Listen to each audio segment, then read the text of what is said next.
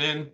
If you are shopping for a car now or in the next 12 months, I want you to type me in the comments. All right, so we know who we're talking to. And Instagram. All right, Instagram. I see Instagram log this out again because I switched from the screen. We're just getting used to this. But as you come in, if you are shopping for a car now or in the next 12 months, just type me. And I want to know, because I want to talk specifically to y'all. If you're shopping for a car, after that, that's fine. But I want to talk specifically to the people who are shopping now. Now, after you let us know if you're shopping, I want you to check in. Where we at? Where are we at today? Let me know where you are in the country. I like to do a roll call, check in. Where are we at in the country? Good to see you, Calvin. Good to see you, Catrella. Good to see you, Charlicia. Steeler Nation, St. Louis in the building. I see you. Okay. Hold on. Let me go here. TikTok. All right. Where y'all at? Let's. Okay. I see Dallas, Texas. I see Tampa. Hold on. I'm trying to see every Chicago, Illinois, VA Beach, Utica. I see you. Check in. Where we at today? Where we at this afternoon, evening, morning? Come on in. All right. We got the whole country on here. And we got the whole country on here. All right, I want to welcome y'all to Car Q&A with me, Deshone the Auto Advisor. As you come in, if you could spend a minute or two with us, 5-10 minutes, an hour, you're gonna get a lot of value out of it. We're getting ready to do some rapid fire Q&A, and we're gonna be answering all types of questions about car shopping and what you need to know to make sure you're saving thousands on your next car and every car you get after that. So as you come in, if you're not subscribed, if you're not following, you will benefit from hitting that follow button. You will benefit from hitting the subscribe button, because we're going to be doing this live show pretty regularly to make sure that you guys have access to all the information. So before we get into Q&A, I want to give people time to come in. I also want to finish up the housekeeping. My new digital book, Car Shopping for People That Hate Car Shopping, is now officially released. We are doing a 75% off sale. It's normally $97. It's a digital book. It has links to videos. It has links to my scripts. There's no guesswork in this, y'all. I want to give y'all a process that y'all can use for the rest of your life without having to worry about, I want y'all to be able to guarantee your success. So if you're on Instagram, you can go to the Instagram bio. You won't leave the broadcast. Get your 75% off, because it's only available for a few minutes at 75% off. TikTok bio, and then Facebook and Instagram. Y'all can go to deshonsbook.com, or you can scan the QR code. So let's go. Let's get your questions going. I want y'all to enjoy using that book. Get your 75% off and enjoy not reading it, enjoy using it. All right. So let me see. Let's start bringing in some comments. Where's our first question? Do I have to get financing? Oh, by the way, in a few minutes, y'all, I'm going to be giving y'all a very, very deep look into a game that's going to help you understand leasing versus buying. So in about 5-10 minutes, we'll start that game, and you're going to love it. You'll never be confused on whether leasing or purchasing is going to save you more money after we play this. Do I have to get financing to lease a car? No, you don't. Whenever we lease a car, we are always using the dealer's financing department, their company, the bank that makes the car. And because we can't shop for our own financing, how do we make sure that they're not marking up the interest rate on the lease? Multiple offers. There's no way for you to make sure they're not marking up the interest rate on the lease without multiple offers. That is what reveals the true deals when you're shopping for a lease. So there's no interest rate to shop for, but we must protect against interest rate markups with multiple offers, because some dealers will mark up the interest rate and never tell you. They'll just give you the quote, and they're depending on you not shopping their competition to find out that they marked up the interest rate on the lease. All right. So when you get your offers, it's always with multiple offers. Shout out to the sharers. Shout out to everybody who's sharing the broadcast. If this is your first time on a live with me here, just type 1. Type the number 1 if this is your first time on a live. I'm near the end of a 3-year lease. Is it best to buy the vehicle or lease another? It's very rarely best to buy. Very rarely. Shout out to the first time viewers. Good to see y'all. Very rarely, if ever, good to buy your lease. I'm going to tell y'all why. Because when you buy your lease, you're buying a used car. When you buy your lease, you are buying a used car. That's all that's happening. So, being that you are buying a used car, you need to know if would I normally buy a used car versus leasing. And the only way it makes sense to buy your lease out is if you're keeping the car another 8 years. I'm going to tell you why. You've already had the car for 3 years. You've already had the car for 3 years. Most people, when you buy your lease out, you're getting another 5 or 6 year loan for the balance. So you're committing to 8 or 9 years of payments on the same car. This spills into bad lease deals. The reason we don't take 48 months leases on a lease, because we're paying too long on a vehicle that we're giving back. We never want to be tied up long term in a vehicle we're giving back. That's the whole point. Leasing is meant to be 3 years, 39 months, sometimes 2 years, depending on what they're offering, in and out, switching cars very fast, always under warranty, keeping our payments low. Okay. Can y'all light up TikTok with the likes? Can y'all continue to tap the screen on TikTok? I see we got a few hundred people. We got about 400 people on total, all the broadcast. Could you actually hit that share button? Because I promise you, y'all, no one will ever get mad at you for sharing my page with them. I guarantee you that. In fact, my goal is to get them to thank you. Hey, thank you for sharing that. I like that guy's stuff. We try not to waste any time here. What about paying cash? VJ Live said, let me put this question up on the screen. If you're on, make sure you're subscribed on YouTube so y'all can see the whole thing, the presentation, when we share these numbers. We can't do that on Instagram and TikTok. So VJ Live said, what about paying cash? I have about 15,000 and I don't want payments, but they keep trying to push me to 25 grand range so I can have payments. Here's the thing. If you can find a quality car for 15 grand, great. If it's going to force you to buy something that's not, who's heard you always pay cash for a car? If, as you come in, thank you, Godhead. Shout out to the sharers. I see y'all. Who's heard always pay cash for a car? Type me in the comments. If you've heard always pay cash for a car, type me in the comments. I see y'all lighting up. Keep tapping the screen on TikTok. We appreciate it. Y'all lighting up the likes. Y'all can see where we at on the likes in the top left. Who's heard always pay cash? Right? 5150 times heard it. VJ Live said, heard it all my life. Now listen, bunch of Dave Ramsey advice. Now here's the real. Here's what I'm just telling y'all. We got a bunch of people on here, hundreds of you all say, yes, I've heard you pay cash for cars. Now there's two schools of thought here. One is no debt. Now if your philosophy is no debt, I'm not here to convince you to change your philosophy. Here's what I'm here to talk to you about.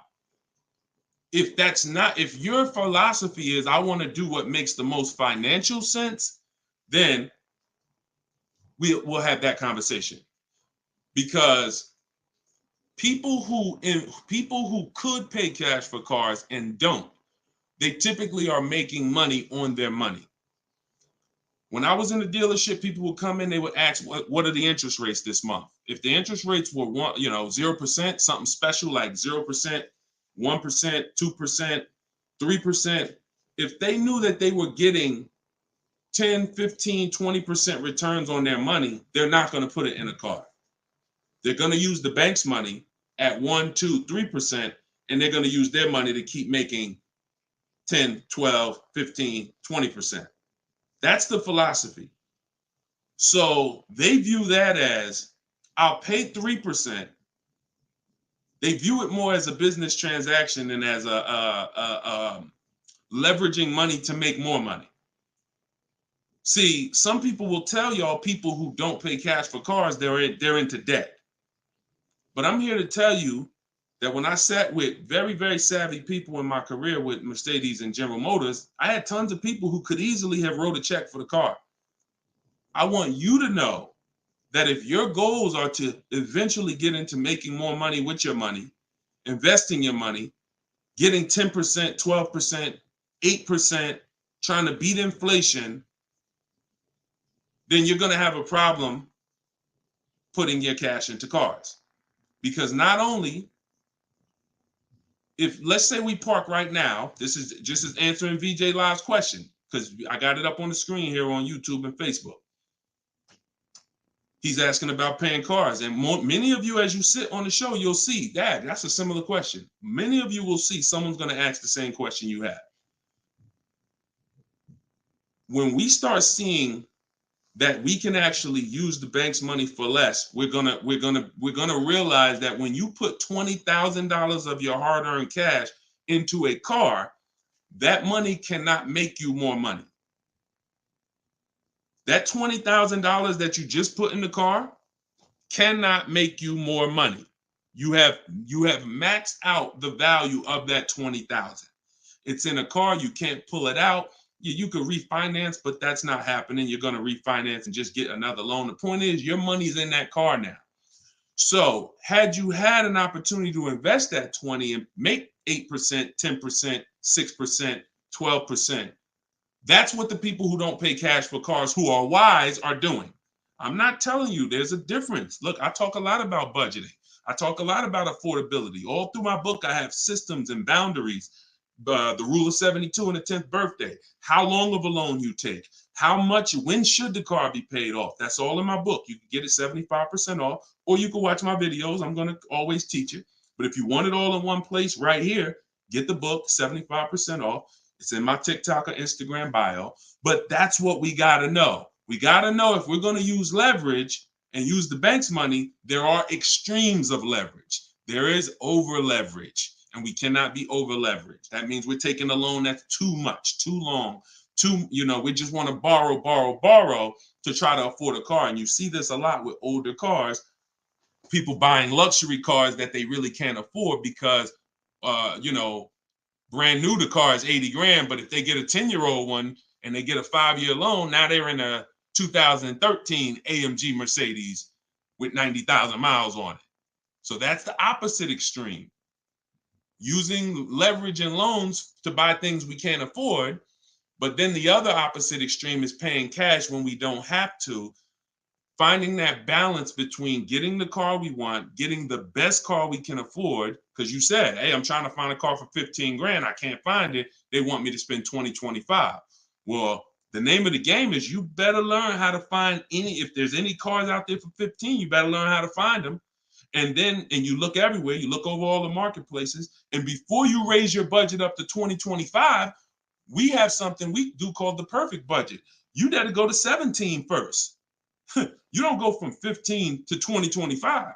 You go from 15 to 17. See if I can find anything good for 17. Oh, I can't. All right, now I go to 19.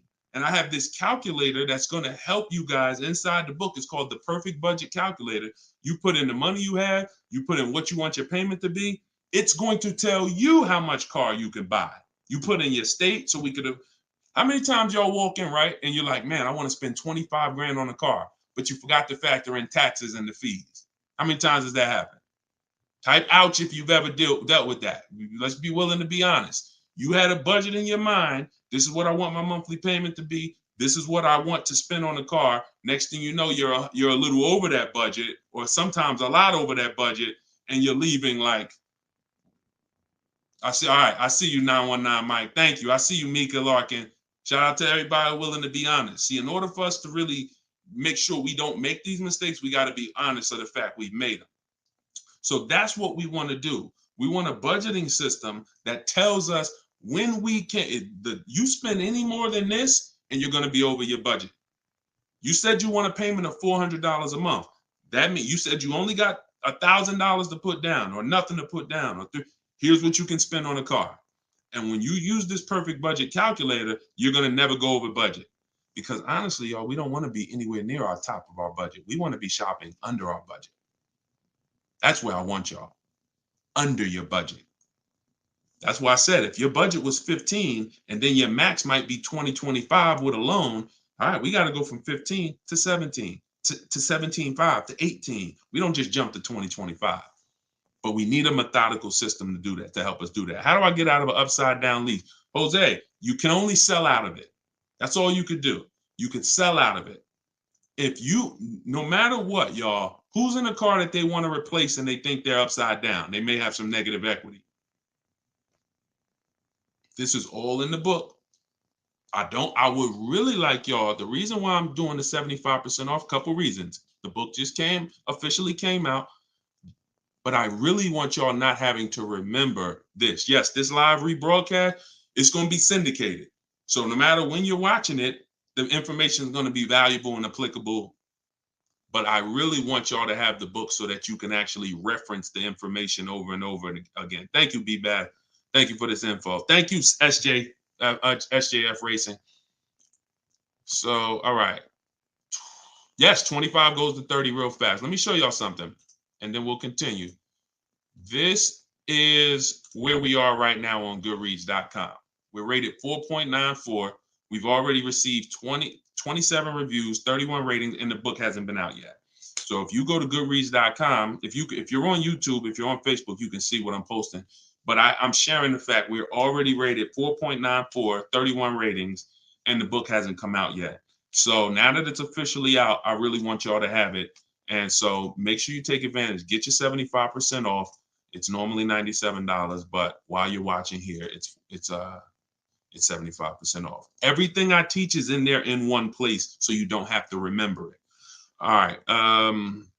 If you have let's talk to the people who are in an upside down lease or upside down loan. First of all, we don't want to be there. I'm gonna tell y'all why.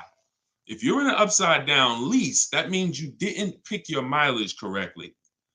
That means something happened, because with a lease, you have to have predictable miles.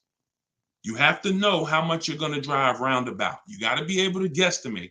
That's why if you're running a Turo business, when you're trying to rent the car out for, 40,000 miles a year, or you don't know how much it's going to be on that car. Could be 20, could be 40. A lease is not good because you can't predict the mileage.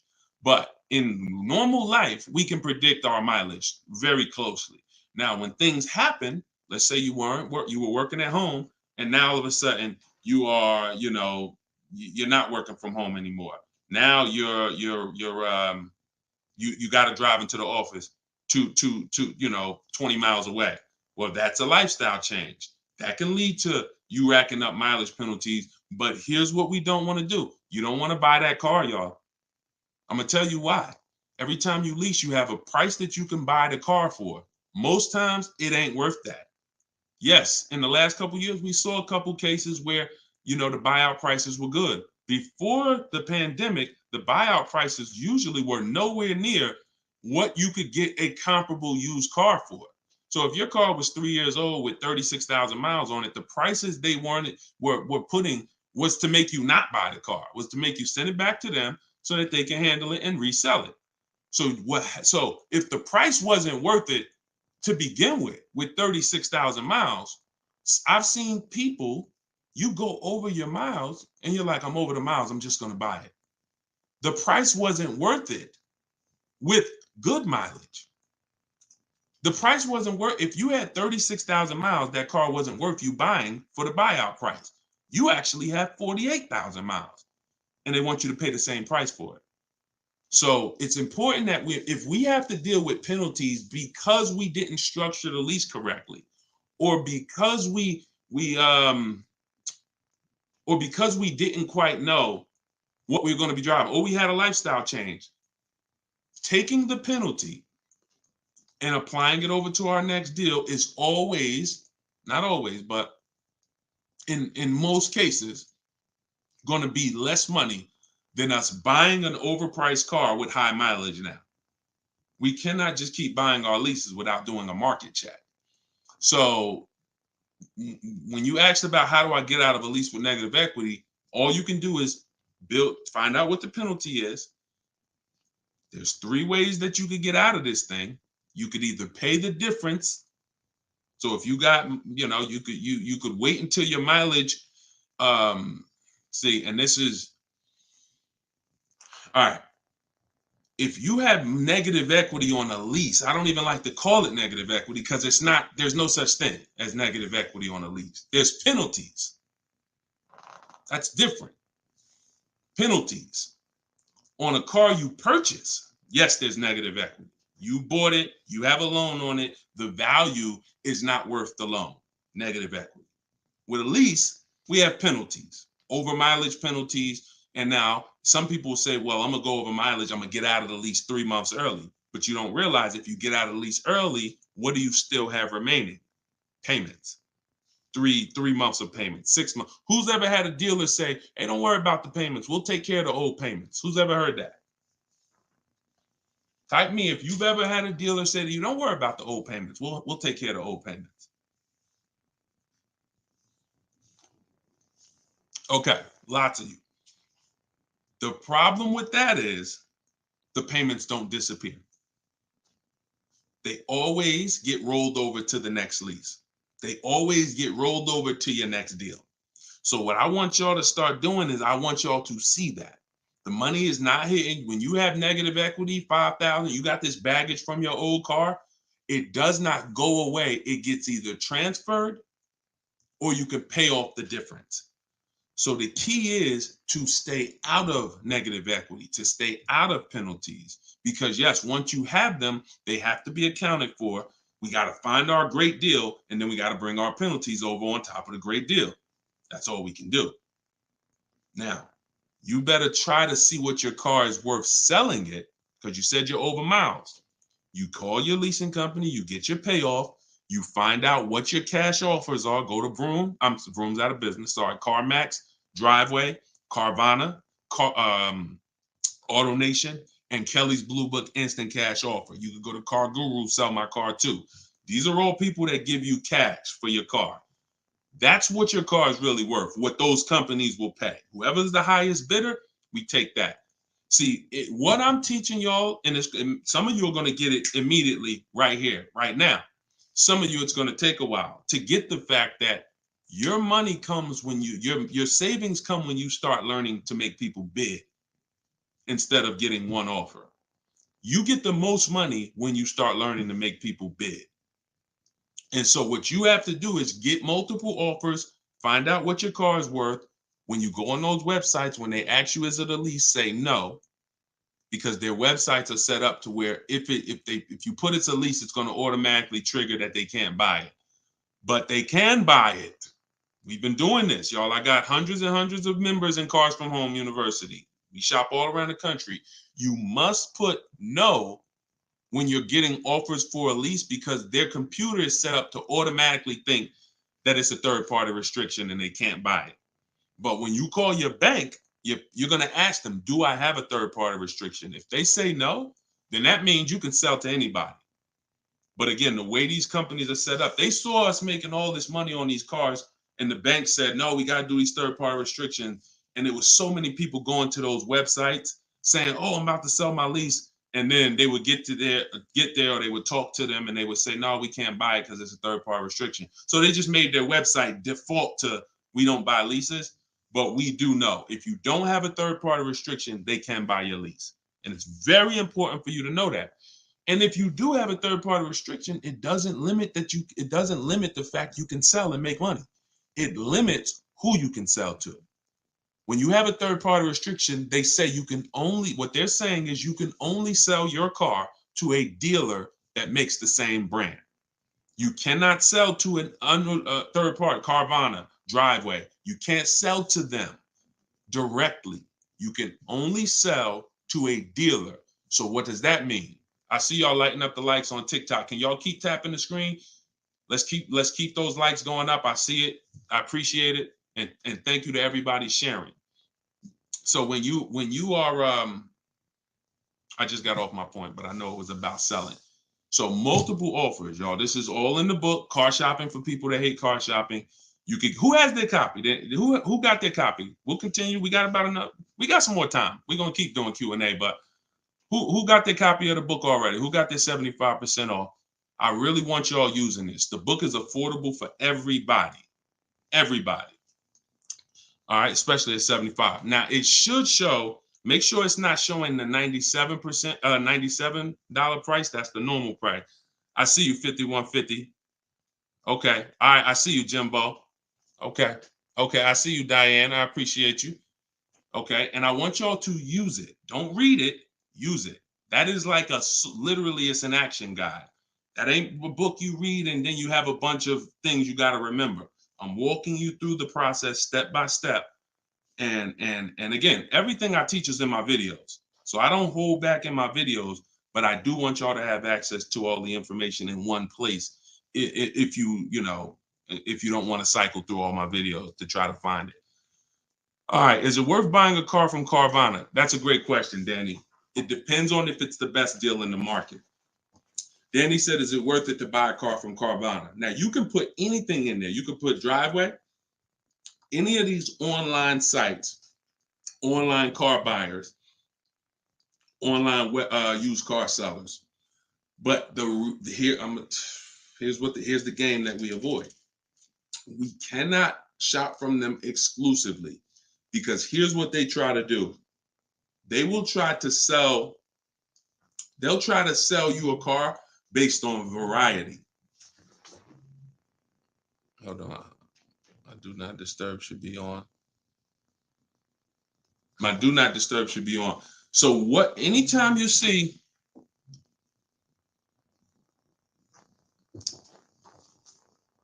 hold on one second. I keep getting a call and I don't know why it always does this. I don't want to lose the people on Instagram. Hold on, Instagram. We got you. All right. We should be back on Instagram now. Okay. So most times, especially when we're selling our cars to these people, you got to realize we sell our cars to Carvana, to Driveway, to all these companies because they pay more than dealers on average.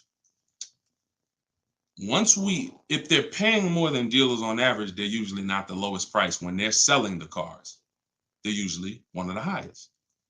You can't pay people more than dealers and then turn around and sell for less than dealers. That could be part of the reason why Vroom went out of business. But whenever we shop for a pre-owned car, Carvana is always on the list. Whenever we shop for a pre-owned car, CarMax is always on the list. Driveway is always on the list. Why? Because we shop everywhere there's a used car. You may have been trained to shop local with used cars or to shop I only go to Car Gurus. Then you're missing the stuff that's on cars.com.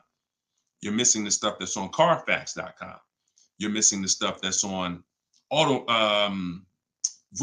Driveway. You're missing the stuff that's on CarMax.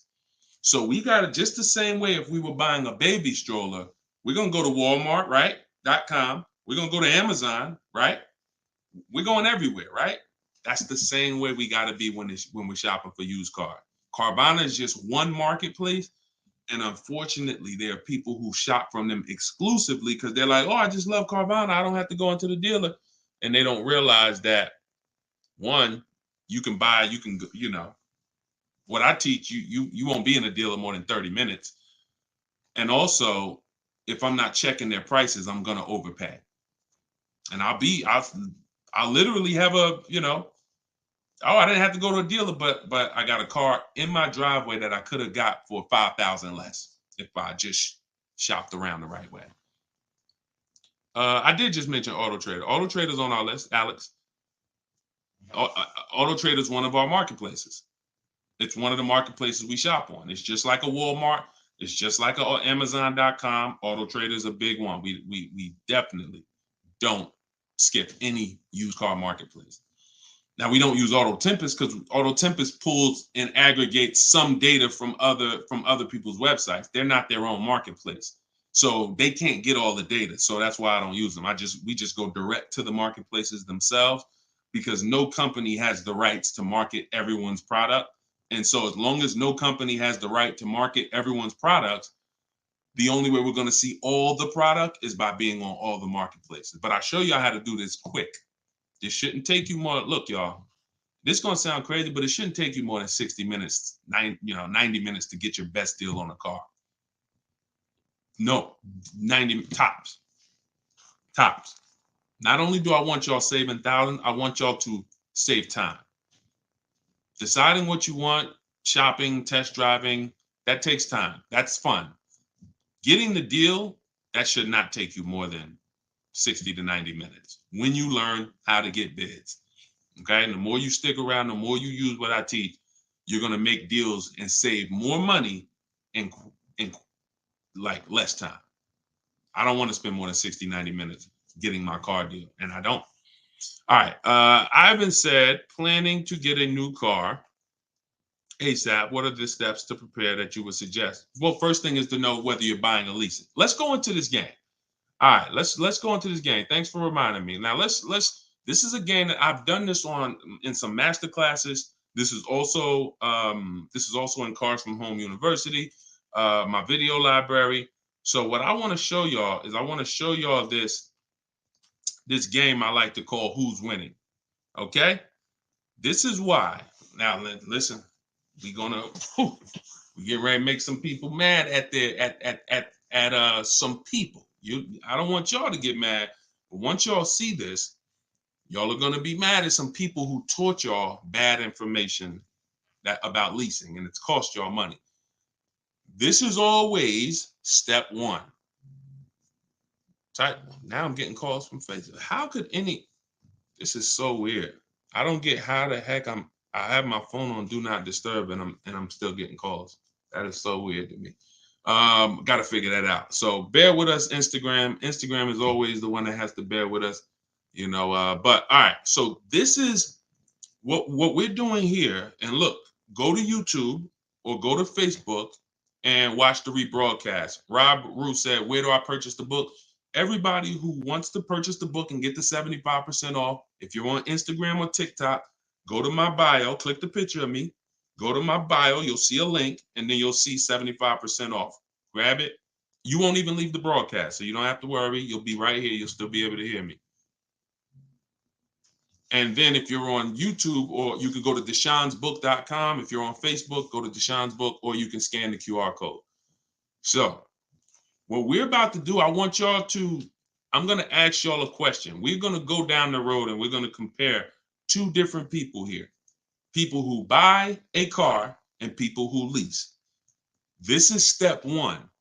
Before you think about how much you're getting how much you're going to pay, your budget, any of the things, do I have down payment?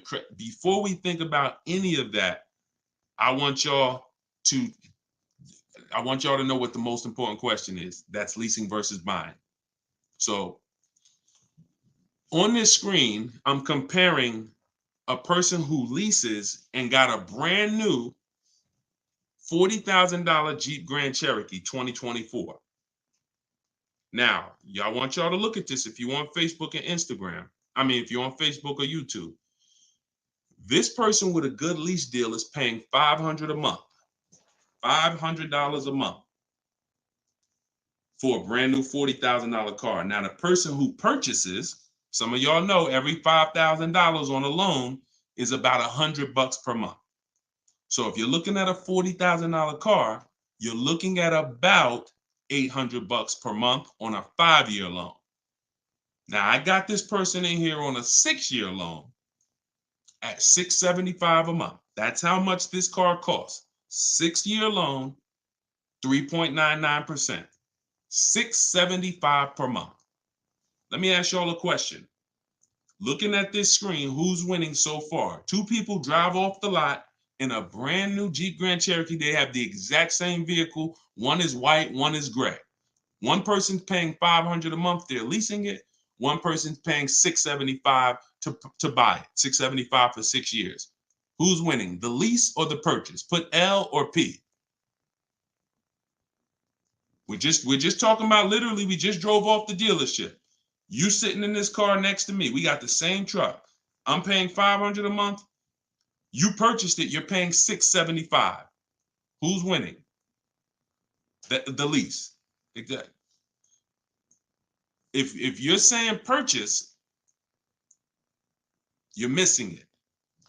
You and me are in the same car. I'm leasing the same car as you for $500 a month. You're paying $675 a month. Same exact car. Who's winning? Exactly. See, Rob, and these are the things where we can't look. There is no, the purchaser is not winning. It's not no. It depends. We have to go straight up. We have to go straight up by the numbers. See, that's where we lose at. We lose with all of this subjective, oh, well, it depends on how we look at it. No. You're driving a 2024 Jeep Grand Cherokee. I'm driving the same vehicle as you. I lease it, and every month $500 comes out of my household. Every month $675 comes out of your household. We have the same exact car. Who's winning? The lease. Exactly. That's what we got. We're gonna go down the road. And listen, go subscribe to YouTube. Watch we're gonna syndicate these episodes. So you might be watching the syndication. It doesn't change the value. I want you to see that $500 a month coming out of someone's household is $175 less than $675. So the person who leased so far is $175 per month richer. Every month, the person who's leasing over here is $175 per month richer. Now let's go to the next slide. Now, 3 years later, person wants to buy. Person wants to buy. Now, here's the thing about the purchase. There's an amount you owe. On a 6-year loan, they would owe $24,000 at the end of 3 years. I've already done it. You can watch this. That's how much the balance on their loan would be. It would be $23,400. So that's the amount they need to break even on the car. Now, mind you, they've already spent $175 per month more than the person who leased. So they're $6,300 poorer. You can see they're $6,300 poorer. See, I want y'all to see that everything that you're doing when you're not leasing is trying to catch up to the person who got a great lease deal. Everything from the moment you purchase, you're putting so much money out into the car compared to the people who get great lease deals that now your only goal is to catch up to them. This is why this is step one right here. Go to YouTube, watch it on YouTube so you can get the whole view. So 675, 500. Now, this vehicle, y'all, is 40,000 brand new. What is a 3-year-old vehicle worth? If it was 40,000 brand new, what is it worth after 3 years? 40,000 is a fair estimate 24,000. I tried to look at what I believe a fair estimate is for a 3-year-old vehicle resale value. If we purchase a vehicle for 40,000 in 3 years, when we go to trade it, 36,000 miles, is it fair that vehicle, a fair estimate is about $24,000? You're not getting 28. Let's be honest here. We're not buying a vehicle for 40, coming back and get 28 3 years later. So here's the problem. When we get 20, you're not getting 28. And don't let the last 2-3 years of having high resale values confuse y'all. Don't do that. You will destroy yourself. You don't want to. There is no class, Solomon. There is no class. This is the class. Just tune in and lock in. Like, this is serious financial education that is going to be simple if you just focus on it. If you buy a vehicle for 40, the average that you're going to see that vehicle when you go trade it in is you get about 24 on. That is going to be a good cash resale value. And that's what happens to most people. And as you can see, they still owe, if your vehicle's only worth 23,400. I mean, if your vehicle's only worth 24, but you owe 23,400, you're breaking even. This is nothing. Like, I've already spent so much more than the person leasing.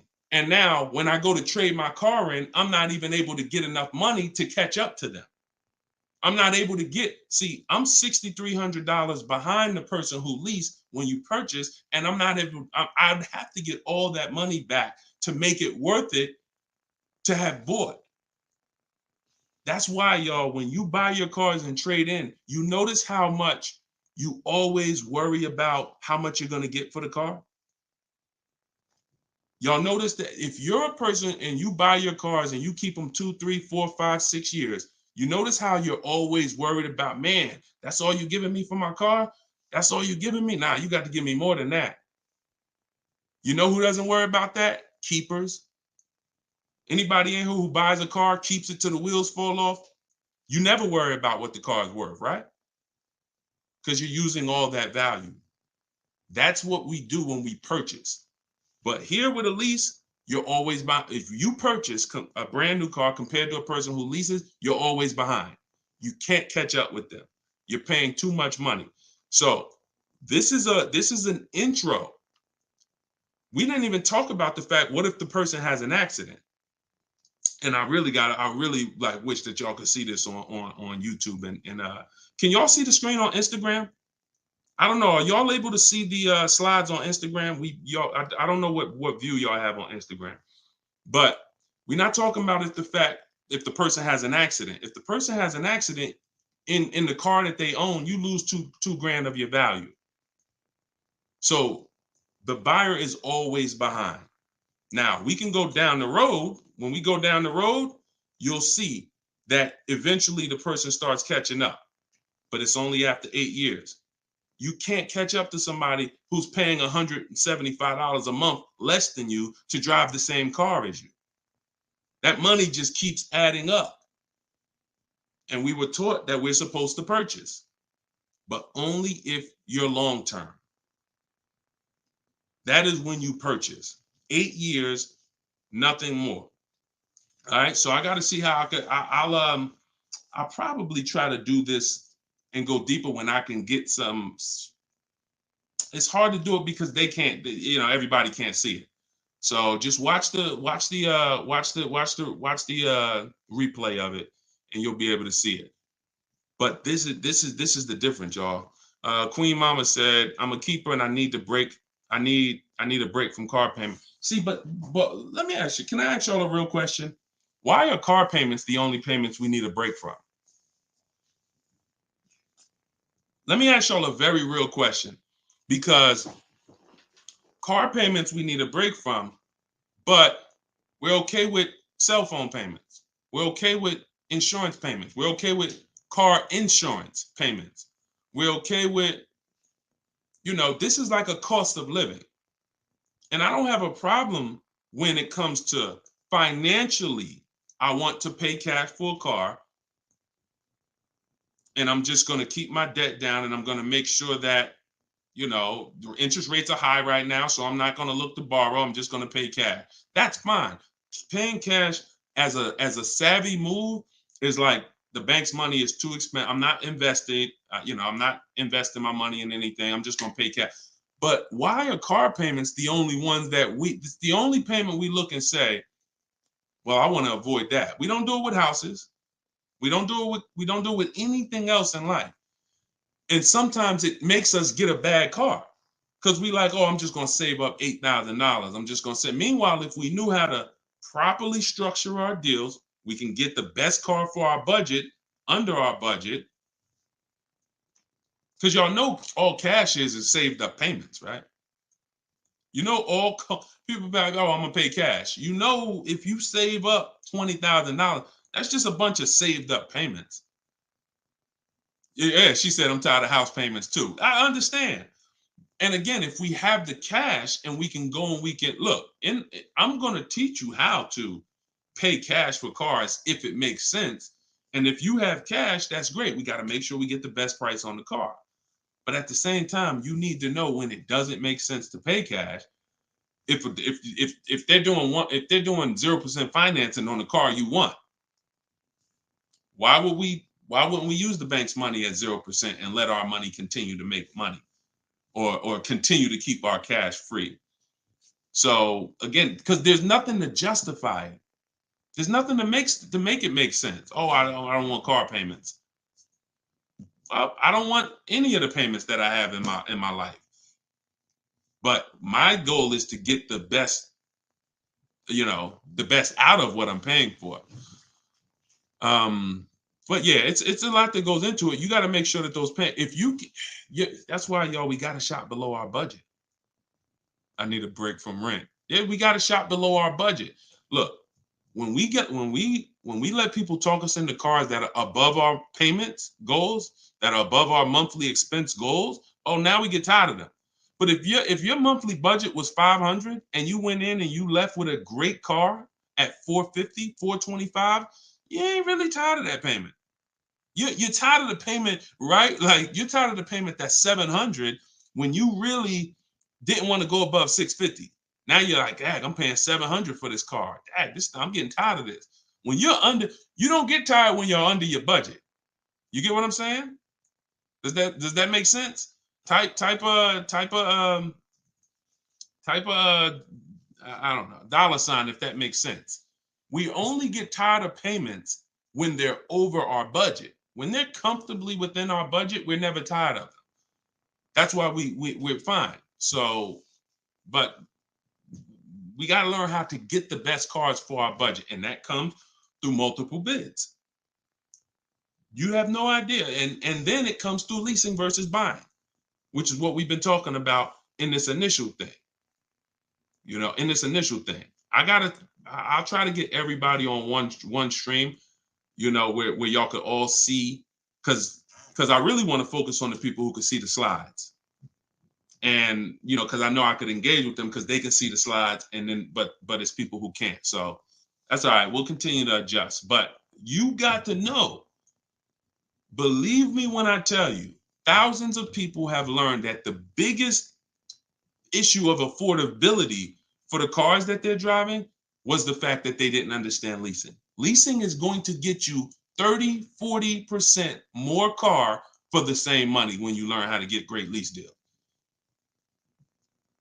All day long. So if it's people who driving a daggone $50,000 car, they got a $900, $1,000, $1,100 a month payment. At the same time as people driving $50,000 cars, and look, this is their payment. I'm gonna show y'all something that's gonna blow your mind. You can't believe that this is a payment on a car. Right here, look. Greg is in our Facebook group. He's in our Cars from Home University program. He said, my first time posting here. His MSRP on his car that he got, it's a Kia EV6 Win with the tech package. $56,275 car, y'all. $56,000. That vehicle, if he went in there and said, I want to purchase that, man, I'm not leasing nothing. How much is it? That vehicle is $1,100 a month on its best day. 5-year loan, $1,100 a month. If he stretches out the loan 6 years, maybe it's $1,000 a month. I don't ever recommend you go above a 6-year loan. When we get into structuring our deal, y'all gonna hear me talk about the rule of 72, 10th birthday. We don't ever want to go above a 6-year loan. It's very risky, and it's a sign of affordability. We can't afford the car. It's like a 40, 50-year mortgage. So the point is, if he walks in to get that car, he's leaving with a $1,000 car payment. Same car. Look at what he got, y'all. Shopping multiple offers. The dealer that won the bid, his payment is $527 a month. $527 a month. He gave him first month's payment, and he drove off. He said no other dealer came close. Some people may have shopped that car and said, Deshone, I was shopping a lease for that car. They was telling me it's $800 a month. Absolutely. That's normal, because the overpriced dealers that we don't buy from are going to take their shots. But in order for us to see that, wait, this car is not really $800. The best deal on this car is $527. We have to shop multiple offers. Now, it's not always going to be that dramatic, but I promise y'all, when y'all shop multiple offers, it's going to blow your mind. The best deal to the worst deal is going to be $3,000 to $5,000 different. And you're going to see that some of the dealers that you've trusted the most, that you've been buying from, maybe your family been buying cars from them, some of them may be the ones to take the biggest shot at you. So you have to shop multiple offers. But y'all see how there's no comparison to that deal Greg just got? $527 a month. Another person is driving the exact same vehicle paying $900. This is how, when y'all see these videos of that, people average car payment is $1,000. How? Because they don't understand leasing. They don't understand leasing.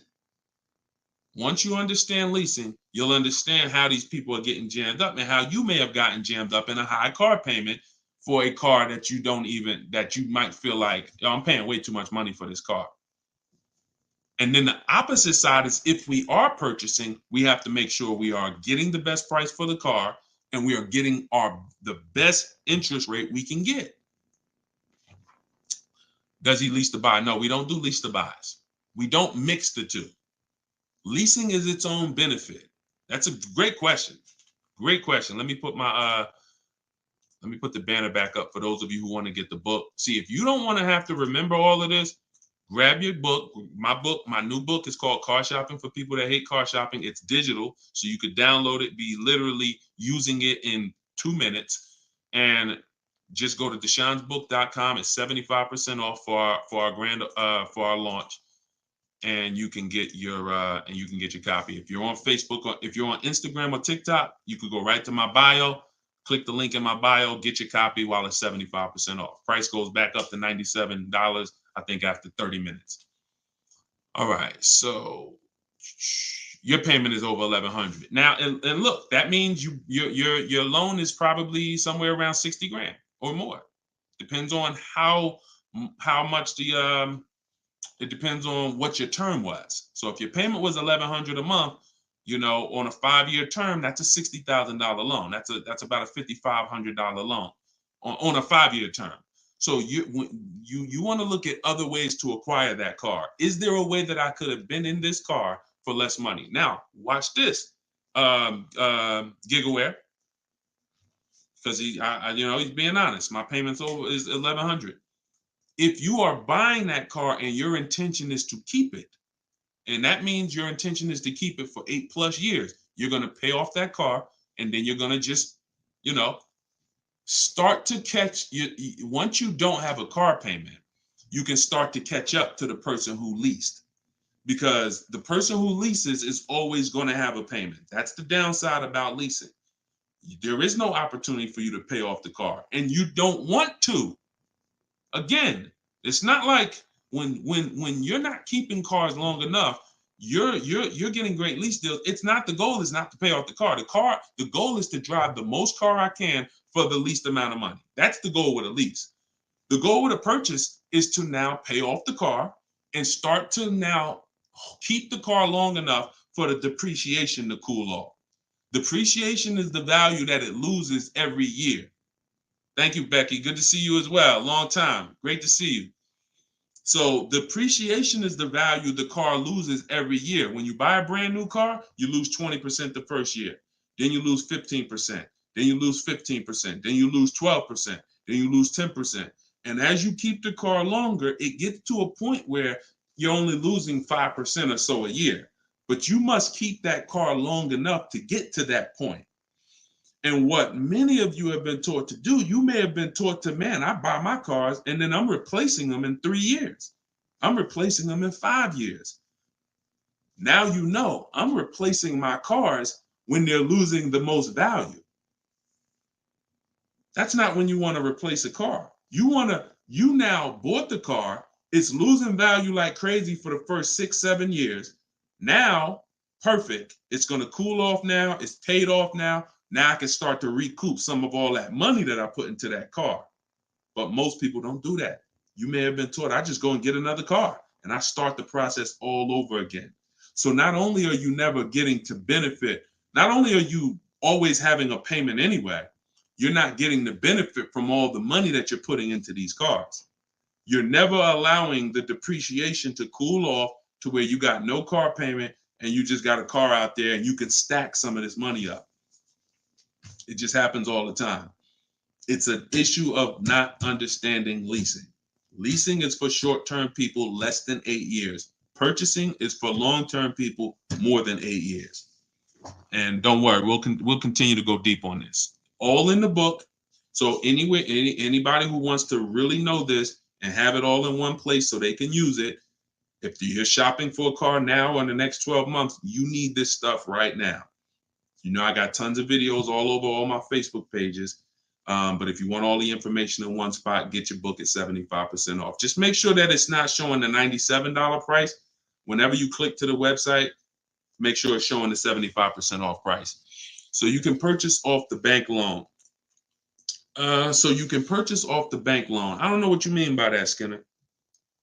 Is it smart to lease and then buy it out? No, see, and again, that's a very common question. Yo, what's the benefit of that? I mean, somewhere along the lines, we heard about leasing to buy. We don't want to, you're only leasing because you don't want to buy the car. You're buying the car because you want to keep it and take care of it for the long run. I see you, Dr. Coop. Congratulations. She said, I got the book. Enjoy it. Use it. Don't read it. Use it. And, I really can't wait to hear your success story. There's no reason. Look, when I'm going into a lease, and you got to have this in your tool belt. Some of you, your children are not going to keep a car 8 years. You're going to need to set them up to get a great lease. Yeah, you might be a person who like Deshone. I just buy my car, man, I keep it 10 years. If that's you, type K for keeper. Most times, if you buy your car, you keep them 10 years, type K in the comments for keeper. Thanks, Ambi. Said keep killing it. Appreciate you. If you are, the book is called Car Shopping for People That Hate Car Shopping. It's in my TikTok bio and it's in my Instagram bio. But I think you only got, it's 30 minutes. You could get it for 75% off. While everybody is on, you could get it 75% off. Okay, so keepers, you are not, you're not worried. That's when you buy. When I'm going into lease, I'm not thinking about keeping. We don't want to mix the two. Leasing is, I'm going to get a great lease deal where I drive a brand new car for pennies compared to purchasing. Or for a small percentage compared to purchasing. That is a lease. My goal is not to buy the car. It's not to buy the car. You see, when we keep, we win. When we lease, we win, as long as we're getting good deals. But it's people who are mixing the two, and that might be you, and that's where we lose. We buy, and then we trade. We buy, and then we sell it in 2 years, 3 years, 4 years. We tired of it. Oh, I'm gonna go switch out of this. That's mixing. The other one is you lease, and then you purchase the lease. So you lease your vehicle, and then you go buy it at the end. That is mixing. You don't want to mix because the benefits of leasing are laid out. The benefits of purchasing are laid out. Very clear, separate benefits. When you mix the two strategies, you lose the benefits. And again, most people who would tell you they bought their lease, they're buying it with a 5 or 6 year loan when they've already been paying 3 years to lease it. The lease is 3 years. The loan is 5 years. That's 8 years. And I'm going to tell y'all how this happened. How I figured out this was so bad, I'm going to be honest with y'all. I was in the dealership one day. Somebody comes in. They're like, hey, I want to replace my car. So I go out and I look at the car. I ask them what they owe. No, I don't think I asked them what they owe. They come to the dealership. They say, yeah, I got a car out there. I want to trade it in for a new car. And I'm like, okay, that's pretty normal. Let's take a look. Here's what happens. I say, what year is it? And they'll say, well, it's a 2018. I'm just using like a real example. Like they say, oh, it's a 2018. Now I'll ask them, how long have you had it? And they'll say, well, I bought it brand new. So I've had it 5 years, 6 years. Now, follow me, y'all. Everybody on here, I want your opinion on this. Person comes up and says they've had a car for 6 years. They bought it brand new. They've been paying on that car for 6 years. Don't you think that car should be paid off by now or almost paid off? Yes or yes. Type Y if you understand. Person bought it 6 years ago. You go out and I'm like, okay, mister, how long have you had it? They're like, I've had it for 6 years. So I'm like, okay, perfect. Everybody's saying yes. So this is what I'm thinking. This is how I found out buying your lease was a bad idea for most people, if not all. So I go and I say, okay, great. I see you're here trading. Now, in my mind, I'm already trained to talk to him about leasing because, thank you, Brent. I know you're here trading this car in 6 years. I want to show you what leasing looks like, and you're going to love that a lot better. You're not going to need this down payment. I'm going to be able to give you a check back for this equity in this car you got here. It's going to be all good. And I've helped some people do that. They come in and I show them the lease, and I'm like, you know, you keep just trading your cars, but if you lease, here's what, boom, that you could do. And then I'll give you this, you know, you get a big check back for your balance of your old car, all of that. So this is when it works, it's beautiful. But when it doesn't work, this is what it looks like. I'm like, I run in and I'm like, okay, your car is worth about $15,000. Instagram just logged me out. Instagram just logged me out of nowhere. I don't know what happened. Let's see if I could go back. All right. So now when it doesn't work, so I go out and I find, you know, the used car manager may tell me this car is worth 15,000, and I'm like, okay, perfect. It's probably paid off. Great. He's gonna get like a check back for like almost all that, and then he's gonna have a low payment. He's gonna love it. So I find out when I call the bank, I say how much you owe. He says, well, I don't really know. I call the bank. I'm like, okay, I'm calling for Mr. Jones' payoff on his, you know, such and such car. And the bank says, okay, yes, the payoff is $15,000. I'm like, wait, 15,000? How could he still owe 15,000? This doesn't make sense. I look at him and I say, the bank is saying you still owe 15,000 on the car. And I'm like, he's like, yeah, okay, yeah, I didn't know how much I had owed. I said, wait a minute. Didn't you tell me that you had this car since it was new? Yeah, and you told me you had it for 6 years? Yeah. How do you still owe? And he said, oh, I leased it first, though. What I did was I leased it for 3 years, and then I had bought it at the end. And I'm like, there we go. That's the problem. You leased it for 3 years. Most people, when they're buying their lease, they're going to put a 6-year loan on it, which means 6 years later, from the day you bought it, from the day you originally leased it, 6 years later, you've been making payments and you still have 2 more years of payments left. That's actually, I'm wrong. That's 9, 3 years of payments left. Happens all the time. So I literally, y'all, smart people on here, you'd never take a 9-year loan, right? Type never.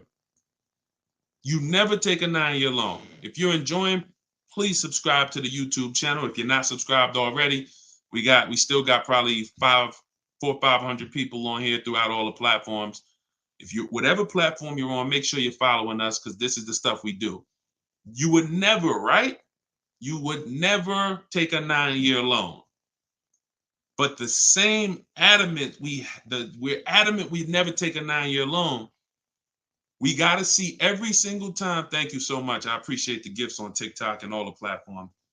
We got to take every time we hear about buying our lease out, unless we're going to pay cash for it, which is another discussion. But most people are not. They're going to take a 5 or 6 year loan out. So as soon as you hear lease to buy, as soon as you think lease to buy, I want you to think 8 or 9 years of payments on the same car. That's why it's a bad idea. That's why it's a horrible idea. Okay. Now, if you are comparing, we had somebody in our group yesterday who was asking about buying his lease out because he's going to give the car to his parents and because they're going to keep it long term. And the value of the car compared to the value of a similar used car is a great deal. That's different. Buy it.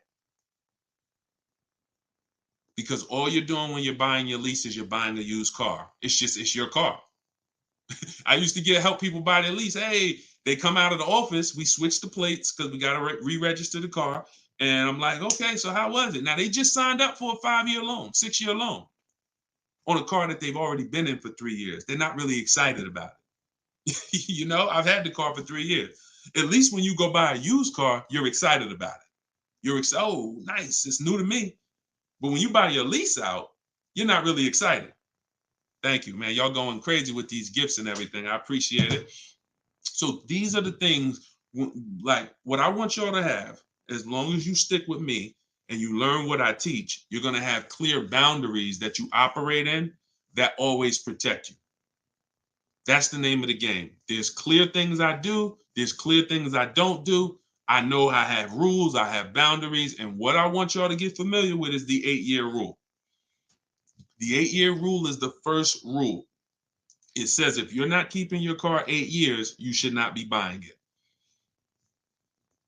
You can't outlive the depreciation. You cannot outlive the depreciation compared to someone who purchases. Now, it's too much to go deep on right now. We'll go deep because I know some people thinking, oh, Deshone, but if I pay cash for a brand new car, I'll pay less overall. Yeah, but if you pay cash for a brand new car, you're still laying out all the money. You're still laying out all the money and you're still trying to get that back. You're still, oh, I paid 30 grand, 40 grand, 50 grand. Do you understand that a person who leases that same car, what would you rather be? Big dog who thinks you're big dog because you're going to write a $50,000 check, or a person who comes in and says, I'm going to get that car for $500 a month. Do I want 50 grand coming out of my bank account going into a car, or do I want $500 every month? It's much more, it's a much more pleasant feeling to give a bank $500 every month to drive their $40,000 car than it is to say, okay, you want this $40,000 car, then you come give us a check for the whole amount and the taxes and everything. Now I'm taking the check out, boom. And again, there are situations where that's right, but I want you may have been somebody who's like, yeah, but I don't think it's right for me. And that's okay. That's okay. I'm not one of these people that's going to make y'all feel like you are wrong by using leverage and learning how to creatively acquire cars where it's a little bit of money coming out of your bank account every month versus what people have told y'all and how you should be buying cars. Thoughts about leasing luxury vehicles. It doesn't change, Dr. Doctober. That's a great question. He said, what are your thoughts about leasing luxury cars? Same principle, 8-year rule. I don't care whether you're leasing a G-Wagon, whether it's a Bentley you're looking at, whether you're looking at a Toyota Corolla, the 8-year rule is what applies. Because the 8-year rule takes into account the depreciation. If you look and say, that's a car I'm keeping for 8 years or more, you buy it. If that's a car you're not keeping 8 years, you're going to see you'll pay thousands less and drive a better car leasing it, even if you try to buy it used. So I'll need more than one broadcast to really go deep on this. I'm just getting familiar with how to use all of these tools where I can show you all stuff. But we'll continue to go deep on this. This is not a subject. If you've gotten years and years of bad advice, it's not always. Some of you get a breakthrough immediately, and some of you it takes more time because again, it's been beaten to your head, and people with loud voices who shout tell you this is what you do, or you never do this, or you always do it like this. You know, like who's heard somebody say never buy a used car? I mean, never buy a new car, always buy used. Who's heard that? Type of U for used. If you were taught you always get a used car, you should never get a new car. Who's taught that? And we got a couple more minutes. We'll stay on. We'll do some more questions. As long as y'all continue to share the broadcast and continue to stay tuned in, I see we still got hundreds of people on. Then we'll continue. All right, now let me tell y'all how. See. You either have to teach something that works for everybody, or what you teach will mess people up. If somebody says to y'all, every single one of you should be buying used cars, because that's what they'll say. Never buy a new car. Everybody on here should be buying a used car. So that means you think everybody in the country should be buying used cars, right? Yeah, absolutely. Nobody should buy a new car. Nobody in this whole country should buy a new car. Like, no, always buy a used car. Okay, perfect. So let's just say if you had your wish, everybody in the country will be buying used cars, right? Because that'd be better for them, right? Yes, if I had my wish, everybody would be buying used cars. Then here's my question. How do they become used cars then? How do they become used cars if everyone is buying used cars? I want y'all to think about this. If you had your wish, you could snap your finger, Mr. Financial Advisor, whatever you teach. How could everyone buy used cars? It's impossible. The cars come in new. They don't just, so if everybody was buying used cars, what's happening to the new cars? They're just sitting there. And then, so that's not a practical solution. How do we acquire? Who should be buying brand new cars? People who are going to lease them, and people who are buying new cars, who want to purchase, keep long term, and you could afford new. That's only if some people say, Deshone, I want to buy. I'm not leasing, I want to buy. I keep my car, but should I buy new or pre-owned? That depends on budget. That depends on, unless you want one specific from a year, sometimes it'd be like, oh, I want this special year. But if it's a case of, you know what, I could afford both. Should I buy new? Should I buy pre-owned? That's a matter of budget and preference. If I could afford a new one and I can keep it long enough to outlive the depreciation, then I'll buy new. But if I can't afford to get a quality vehicle for my budget, then I'll buy pre-owned.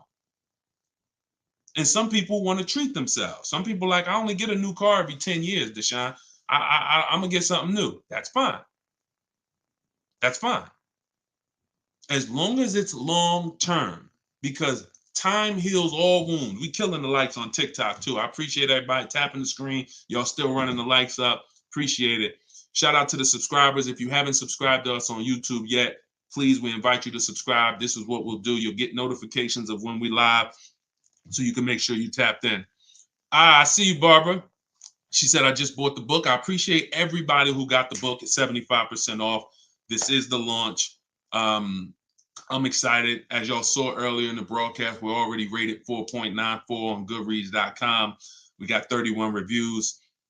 That book, Car Shopping for People That Hate Car Shopping, has been really changing people's lives and the way they shop. It's a tool. It's not something you read. It's something you use. So get your copy at deshonesbook.com, 75% off, or you can scan the QR code, or if you're on Instagram or TikTok, just go to my bio. And as long as you're seeing this, you still should be able to get it at the 75% off price. And it's immediate download. So, and you'll see as you read it, there's a reason I had to make it a digital book. I couldn't print it because it links to videos, it links to docs, I got scripts that it links to. There's no way I would have been able to do it printing the book. And then also, sometimes I need to update stuff, like Vroom went out of business 2 months ago. If I would have printed the book, now Vroom is, I need to be able to update real time when something happens, and I couldn't do that with a print book. I didn't want thousands of print books out there, and then something changes, and now I got to tell people, oh no, you got to get volume 2 now. You know what I'm saying? Thanks, Angelina. All right, so Dr. Coop says, I have a paid off Toyota. I don't want to trade it. Should I have a down payment? You don't need, look, if you can find a deal on the vehicle you want below your budget with no down payment, then do it. You said you have a paid off Toyota. You don't want to trade it in. Now, here's what I ask people. You put the vehicle to use, because if you're going to go and get another vehicle, then you're going to be paying for that vehicle. You don't really want, the only people I recommend have an extra vehicle is if you're a high mileage driver. Who's a high mileage driver? You're driving over 20,000 miles a year. Over 20,000 a year, type HM for high mileage. These are the only people that it benefits you having a paid off car like this. So sometimes it's worth it to buy your car, pay off the first car. And here's what I like. All right, so we got a lot of high mileage drivers watching right now. So I have a strategy in the book, and what you'll hear me talk about is really 2 routes for high mileage drivers, so that y'all can stop having all this negative equity when you come in to replace your vehicles. What typically happens with high mileage drivers, and the reason I suggest to them 2 cars, 1 car payment, is because they're putting so many miles on their vehicle, but your loan is a normal loan. Your loan is a 5-year loan or a 6-year loan. Those loans are made to go down for the normal or average driver. And even the average driver is going to have negative equity on these loans in the short term.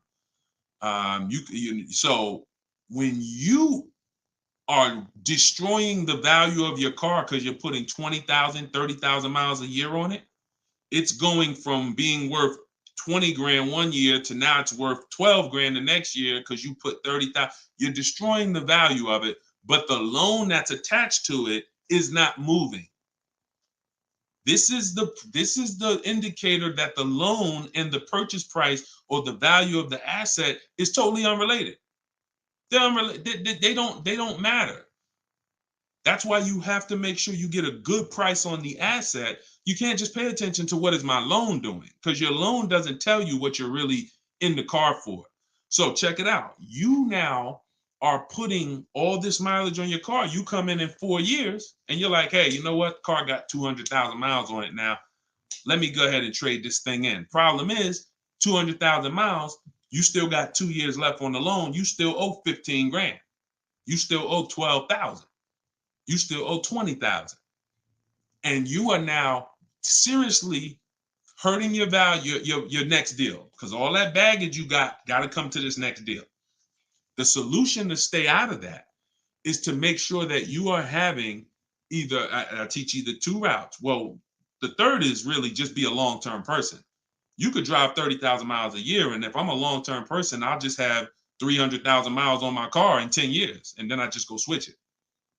It's keepers here that's long-term people, high mileage drivers, and they get their car. That thing got 250,000 miles. It's mostly highway. And in 8, 9, 10 years, they go and they replace it. No need to lease. Again, continuing theme. Long-term, don't think about leasing. Because some people who just tune in and they catch a brief, oh, is this so everybody should lease? No. That's what I'm trying to tell y'all. Long-term people, long-term purchase, you buying a car for your kid in college and they're like, yeah, I'm going to keep that thing for 10 years, man. You know I'm boring. Great. But most kids are not. They're like, hey, when I get my job, when I turn 24, I'm probably going to want something different. So if you're not a long-term person, you should be purchasing. But I mean, you should be leasing. But going back to the high mileage, y'all, this is how it works. The 2 strategies for high mileage drivers is to have one separate car. You pay that thing off. And now that becomes your mileage car. And you go and lease a nice car. This is beautiful. This prevents you from having 2 car payments.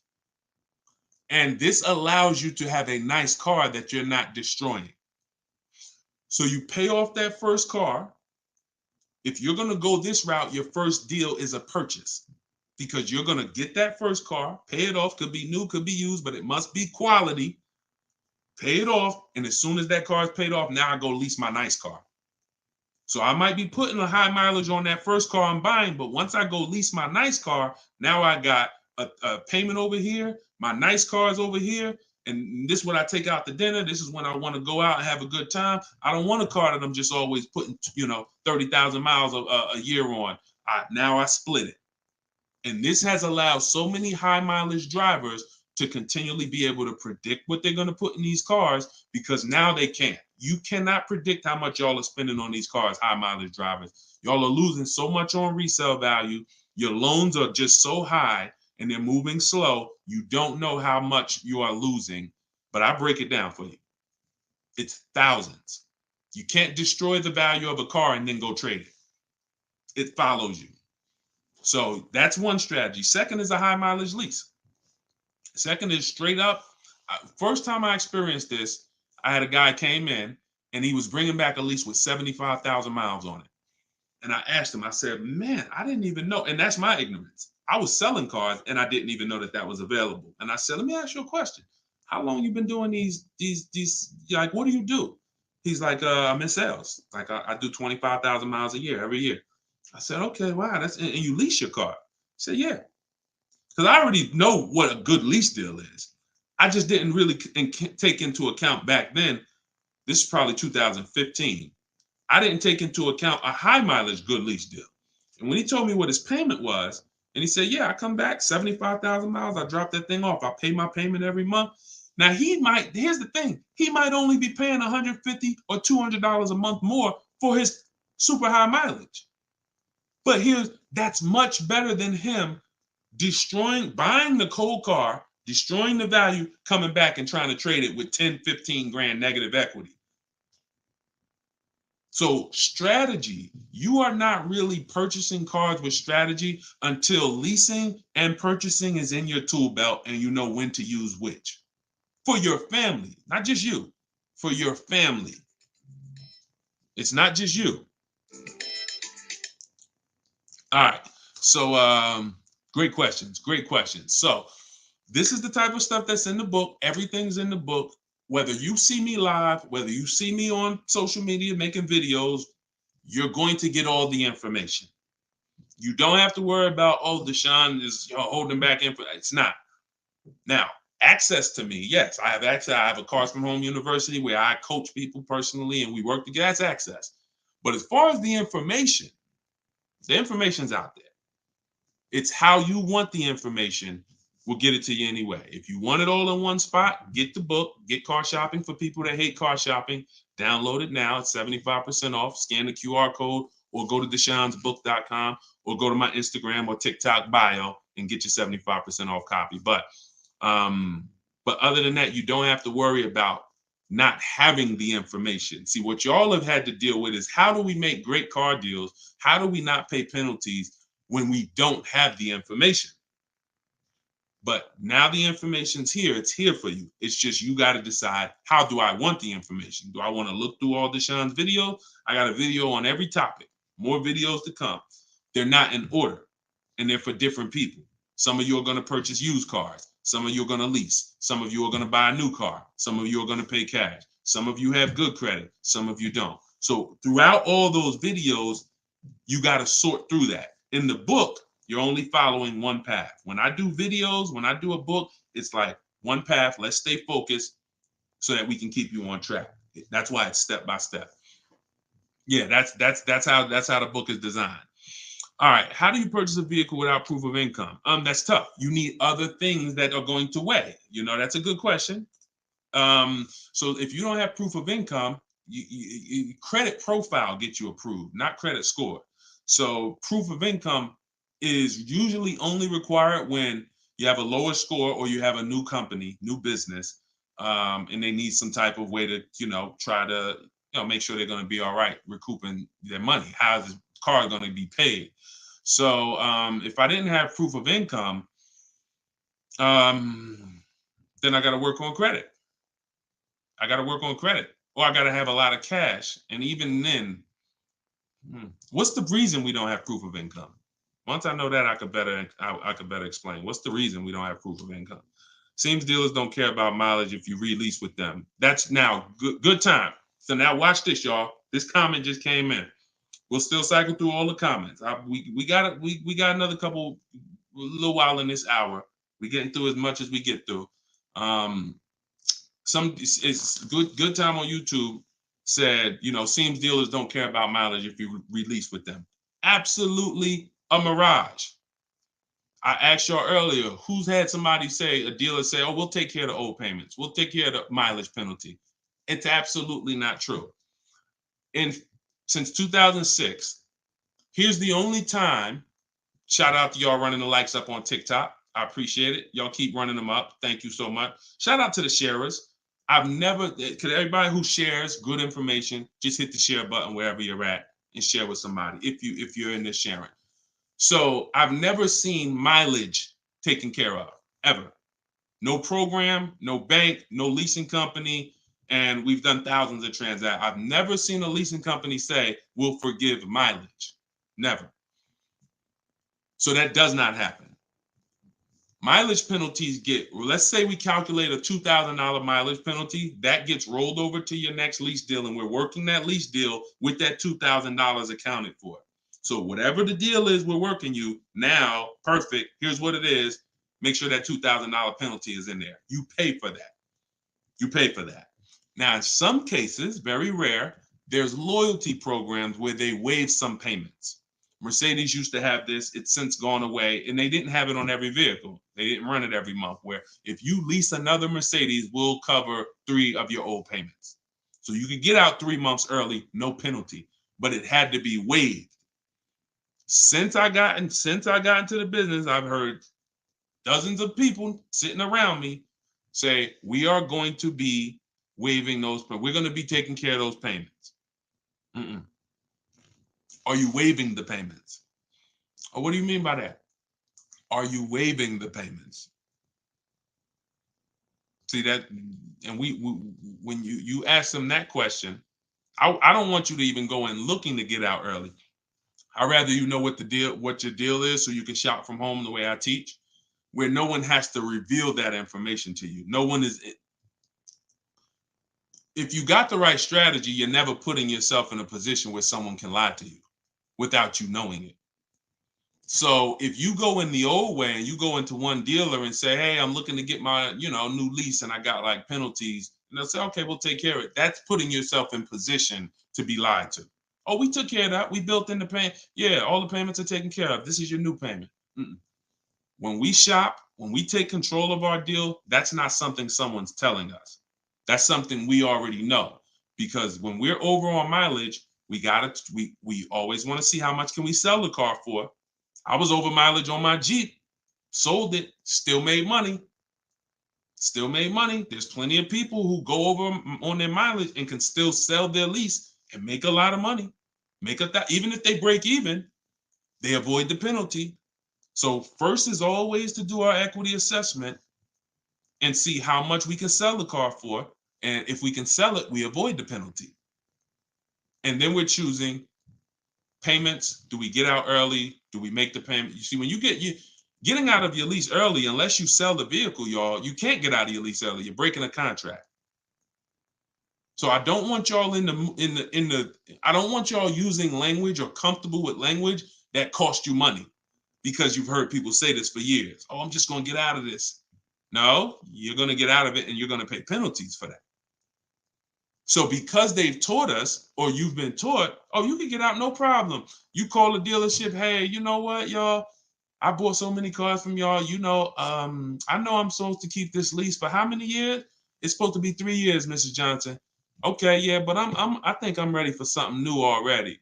All right, well, when can you come in, Miss Johnson? See, they're never going to say, just so you know, Miss Johnson, if you break the lease, the penalty is going to be, pretty significant, because you contracted for 3 years and now you're getting out. So we're going to have to roll over probably about $3,000 or $4,000 or $5,000 to your new lease. So no, they'll just come in, get you in, and all right, here's your new payment, Miss Johnson. You don't realize that I'm paying $100 more for this car than I could have been paying if I just waited. But because you've been taught to be a payment shopper, it doesn't matter to you. But somebody who's financially savvy, who's like, man, I don't want that extra $100 coming out of my house for the same vehicle. You're not going to do this. So we cannot ever believe what dealers say about penalties, about, oh, we'll take care of that. We find out, can we sell our car to avoid the penalty? Or if I can't, I either got to pay the payments and get out earlier, or I'm going to stay in it and just take the mileage penalty. That's not a bad idea most times, y'all. Sometimes people will call and say, yo, I'm going over mileage.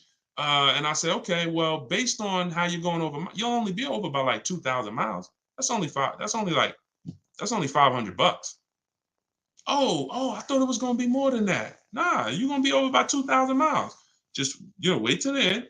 And then when you get your new car, build that 500 into the deal, and that's it.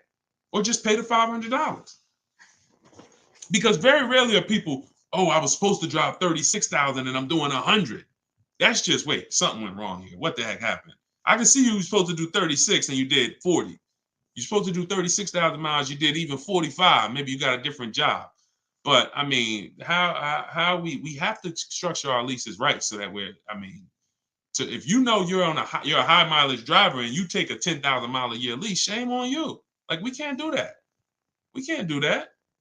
We can, and then some people, oh, I'll just buy it at the end. You're killing yourself.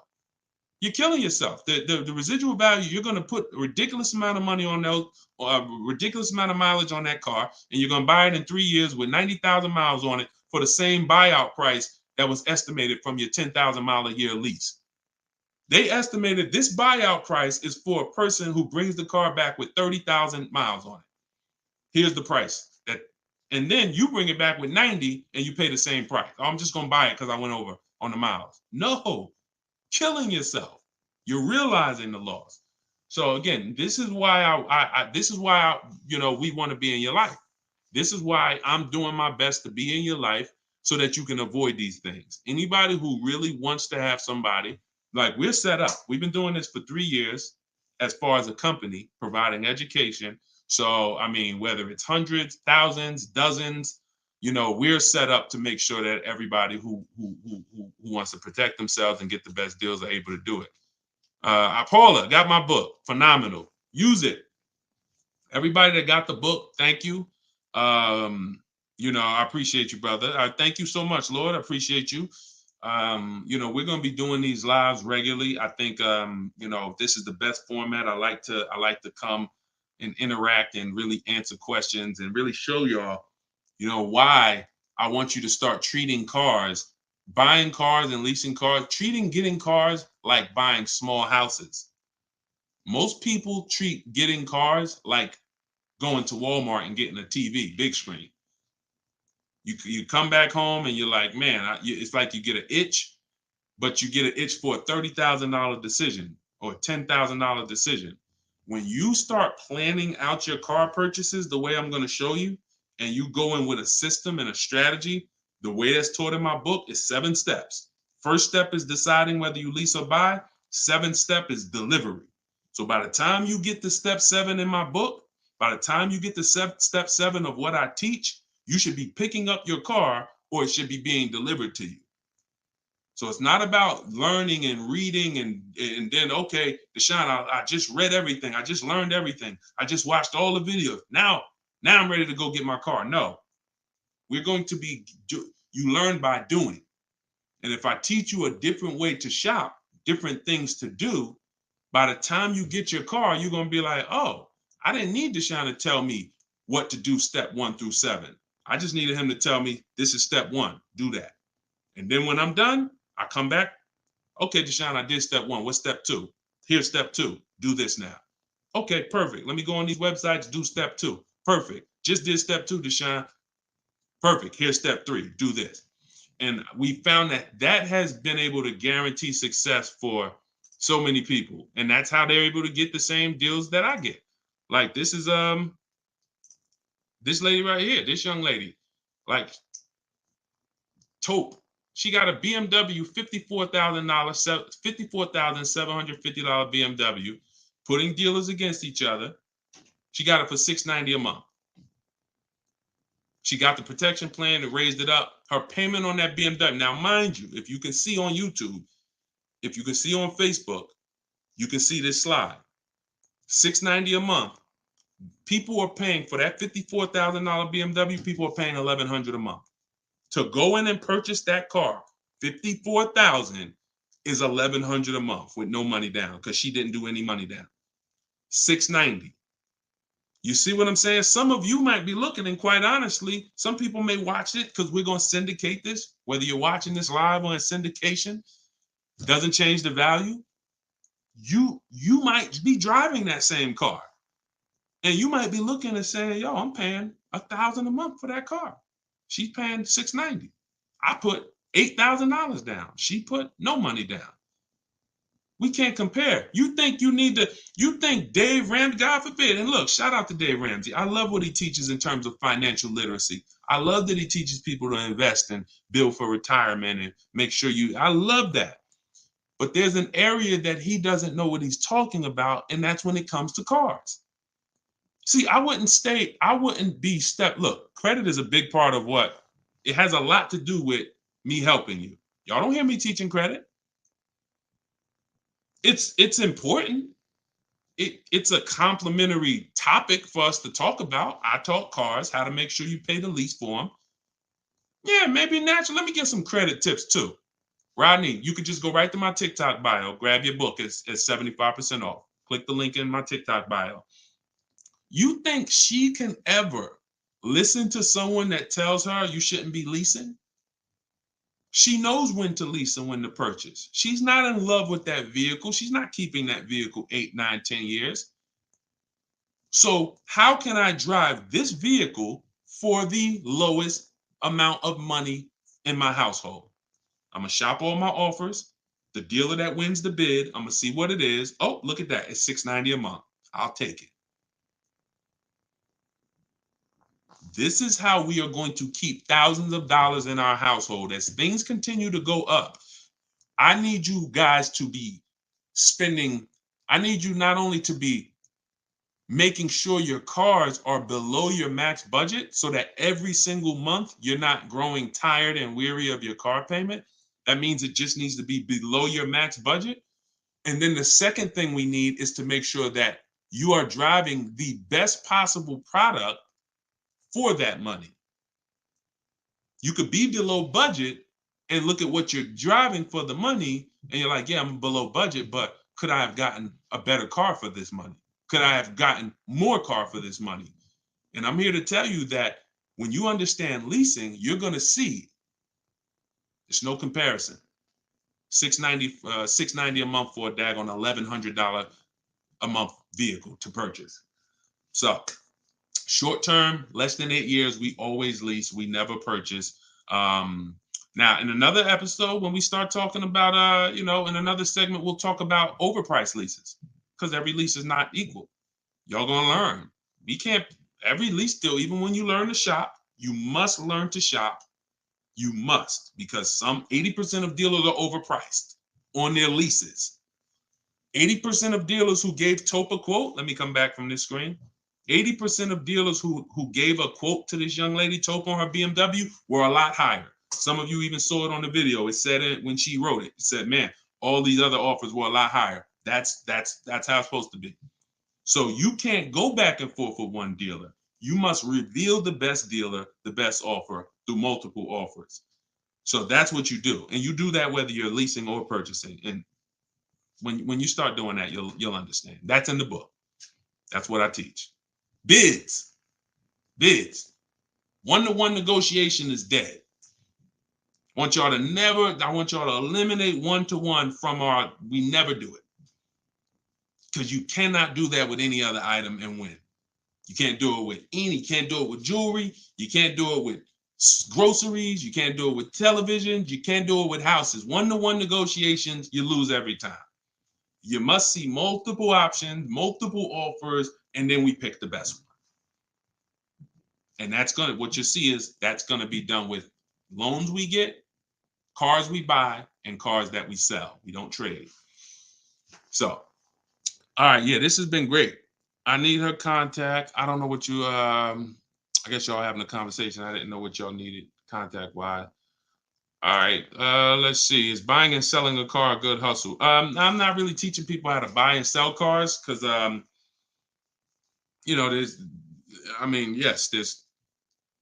if you want to go into the car business, that's not what I teach. Do I have to log out to purchase the book? You shouldn't have to. Let me try to reset. Let me know if it's still showing a $97 price or if everybody was able to get the 75% off price. Let us know. All right, I just reset it, so it should give you an opportunity to go back in there now and get it at the 97% off. All right.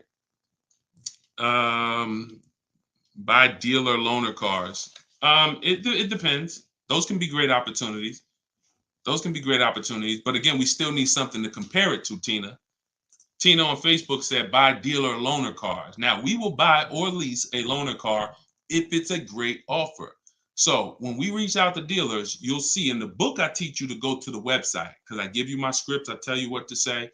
Some of you could do it by phone if you want to call a dealership and try to get multiple offers, but I would only speak to a sales manager. And even then, you got to just make sure that you but only speak to a sales manager. But the point is, if they have a loaner car, it needs to be so much better than what I could get a brand new one for.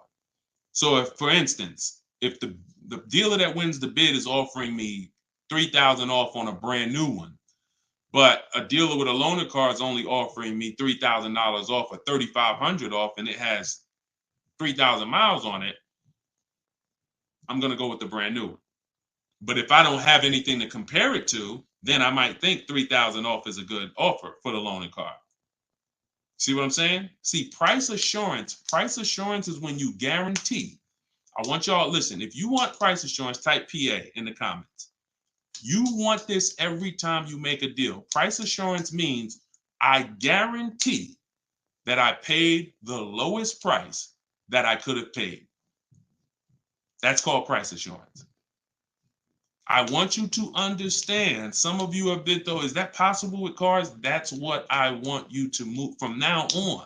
I never want you to make another car deal without price assurance. How do you get price assurance? Multiple offers. It's the same way you get price assurance when you're buying groceries, when you're buying, spaghetti sauce.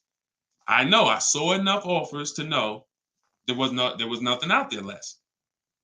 Not, I went in, I looked at one brand and said, I gotta have it. I like those. And it was $1 off. And I thought see, price assurance is the best thing with a car, because you literally can look at all these offers and say, this is the best one. It's amazing when you realize you're the prize. Some of you be like, man, I haven't been treated like I'm the prize. I know, we're gonna change that. When you use the systems that I want you to use, you'll realize, dang, I've been the prize the whole time. You mean all of these banks and credit unions would work this hard to try to give me, it's all these options I got? It seemed like before I really didn't know all my options. That's right.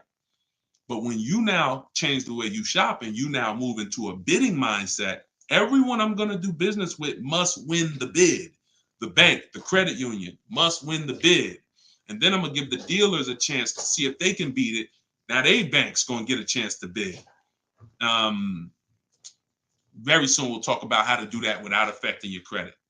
I want to show y'all this bank bidding war process. We have a specific way we shop for loans, credit unions, banks. We let dealers access our credit, and the way it shows as one inquiry when it comes to affecting our score. You must learn that, because when you see how much money is in the loans, you're gonna be mad. You're gonna be like, dang, I never shopped around the way I should have for my loan. I never shopped around. That's fine. No, there was no one to tell you. Now there is someone to tell you that if you have a $30,000 loan and the interest rate is 5.9, if you could have got 4.9, that'd have saved you $1,000. You get what I'm saying? If you have a $50,000 loan, 1 point on the interest rate, save you $2,000. So we must imagine if you could get 2 points lower, say $4,000. So we are excited to try to get money off the car. We're going to be just as excited to make sure we're not giving that money in our loan. The banks are not loving us because we don't want the banks to like us. We want the banks to say, man, we barely making any money on this loan, but we'll take it. You don't want the bank to say, oh, every time they need a loan, they just come right to us. They love us. Give them 5.9. They don't ask no question. Give them 6.29. Give them 7.2. Whatever. They're not gonna shop. No, we don't want that. So, all right, y'all. So I will be back for another segment. These are the things we're gonna continue to do. We'll be live on all 4 platforms. We look to partner with more platforms in the future. So if there's a platform that y'all think we should be on streaming, let us know. Right now, we are, Facebook, Instagram, TikTok, and YouTube. So it's been great. We had probably, consistently 400 or 500 people on here. And so if you want to get your book at 75% off, as long as the timer hasn't come down, you should click the TikTok bio. Name of the book is Car Shopping for People That Hate Car Shopping. If you Google it, you'll see it's already rated 4.94 on Goodreads. We have 31 reviews. So we're on our way to being a 5-star bestseller. And it's really the people using it. So I want you all to use it. Get it for 75% off. Normal price is $97. Download it immediately. Start to use it. If you're on YouTube or Facebook, you can scan the QR code and get your copy, or go to Deshone's book. Mm-hmm. Yes, Mandy. Facebook is the same handle, Deshone the Auto Advisor, on every channel, whether it's YouTube, Facebook, Instagram. It's always Deshone the Auto Advisor. So we'll be back to answer more questions. We'll be talking more about leasing, but we'll be talking more about deal structure, shopping, how to check and make sure cars are reliable. There's a lot of cars going out here with bad reliability ratings, bad longevity ratings. So they are not the cars that we need to be buying for keepers. We got things we got to look out for, y'all. Like, this is the tip of the iceberg. We're buying a car to keep. You know how many people have bought a car, it wasn't quality, we didn't check longevity. I thought I was going to keep it 8 years, 10 years, but car started giving me issues, transmission issues at 80,000 miles. I didn't know that. We got to make sure we're checking these things. We got to make sure we look into every, so we'll break this down step by step. I'll be going over my system, my 7-step system, and just going deep with pieces of it and answering you guys' questions. Borrow against your money in the bank. Yeah, that's fine. Whatever gets you the biggest net return, Tina. She said, I don't get loans. Borrow against your money in the bank. As long as, just whatever gets you the best net return. I'm just here to tell you that interest isn't the only loss on money. Opportunity cost is a loss when it comes to financial. If you were taking a class on finance, opportunity cost is real. If I could have put my money in something and made 10% on it, but my money was in a car and I didn't have that money, and that money is losing me 10% in the car. So let's just say I put the 20 grand in the car, and then every year that 20 grand is worth 2,000 less, then I'm losing. It's a negative 10% return every year on that 20 grand. When I could have had that 20 grand somewhere getting me 10%, use the bank's money at 4%, and now I'm still at a net positive when it comes to, am I richer at the end of the year? Am I richer at the end of the month? So I just say that to say we've been taught when it comes to finance, we just talk interest. Oh, I don't want to pay interest. I don't want to pay interest. But I'm here to make sure everyone knows the total package of why people who don't pay cash for cars, who could afford to, who literally can write $100,000 check for anything they want, why they don't. See, I'm not interested in, I'm interested in why the people who could pay cash for cars choose not to. And it's not what you've been taught. Some of it's not because, they just love debt. Now, these people have paid off houses. So these are the things that we're going to be talking about. So, and again, all in my book. If you want it all in one place, grab your copy. But yeah, this was a great segment. We will certainly be back. Always a pleasure. And just make sure you're subscribed so you do get notifications when we go live. Make sure you're subscribed on TikTok. Make sure you're following so that when we're live, you can jump on because we're going to be doing this a lot. All right. I'll see y'all soon. God bless everybody.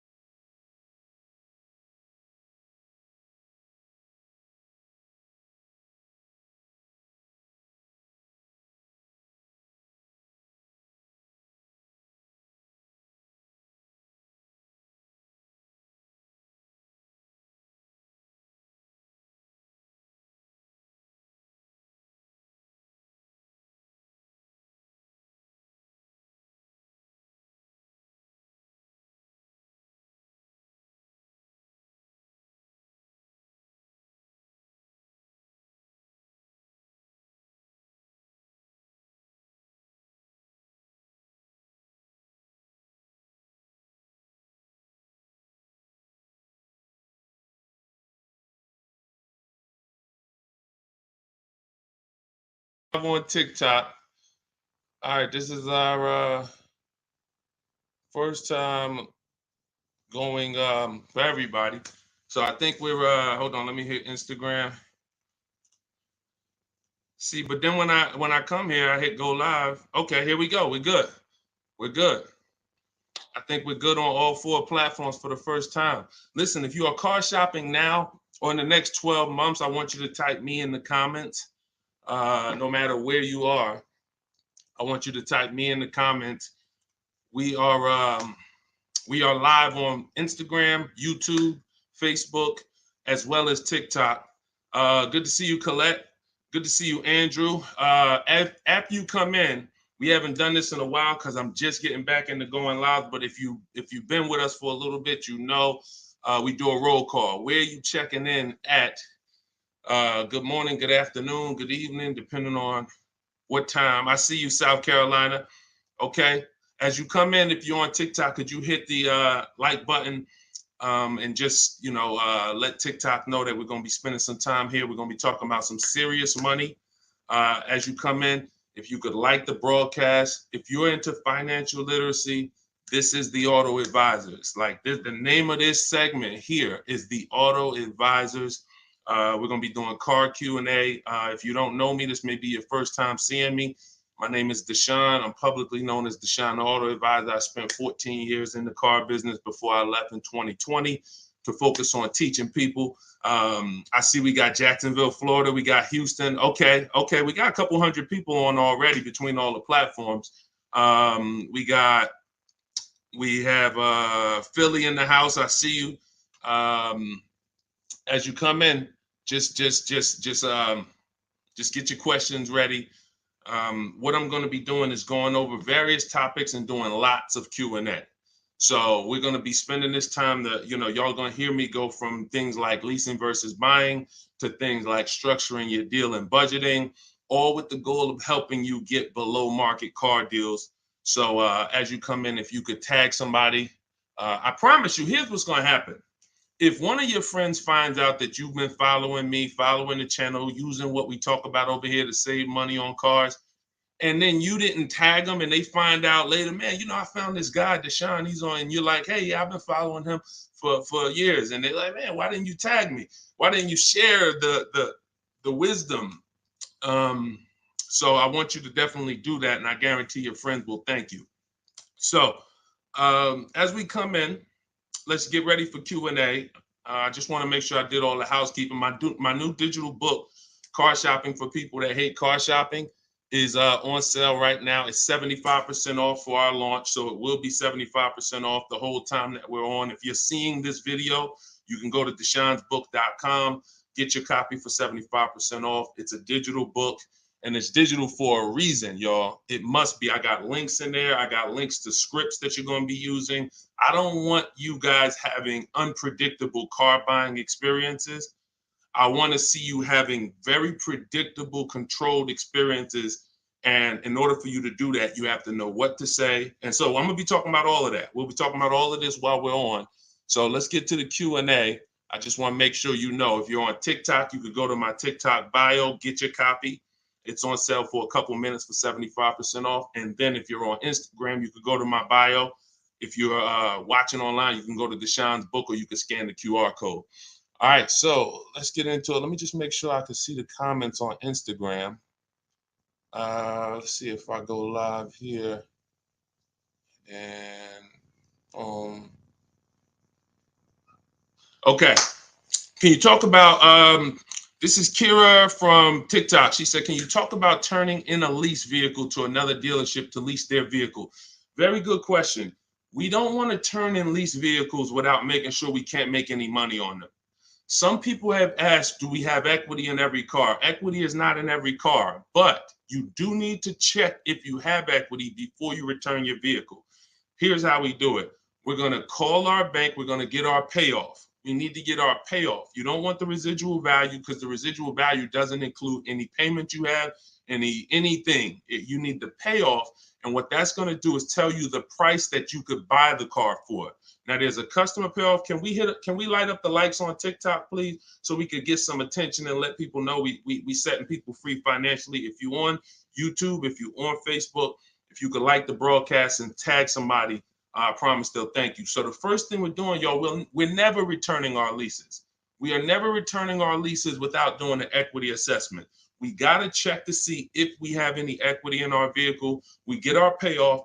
And then we're going to get at least 5 cash offers. At least 5 cash offers. What does that look like? That means you're getting offers from Vroom's out of business. Driveway, you're getting offers from, and I'm gonna tell you, when you do this, if you are selling a lease, you must put no when it asks, is the vehicle a lease? You must put no. I'm gonna tell you why. The way these companies are set up, they're set up to buy vehicles. But in 2022, 2021, when they saw us making all this money selling our leases, a lot of the auto companies got the banks implemented what's known as a third-party restriction, which doesn't limit if you can sell your vehicle. It doesn't. It limits who you can sell it to. So we got to ask our banks, do I have a third-party restriction?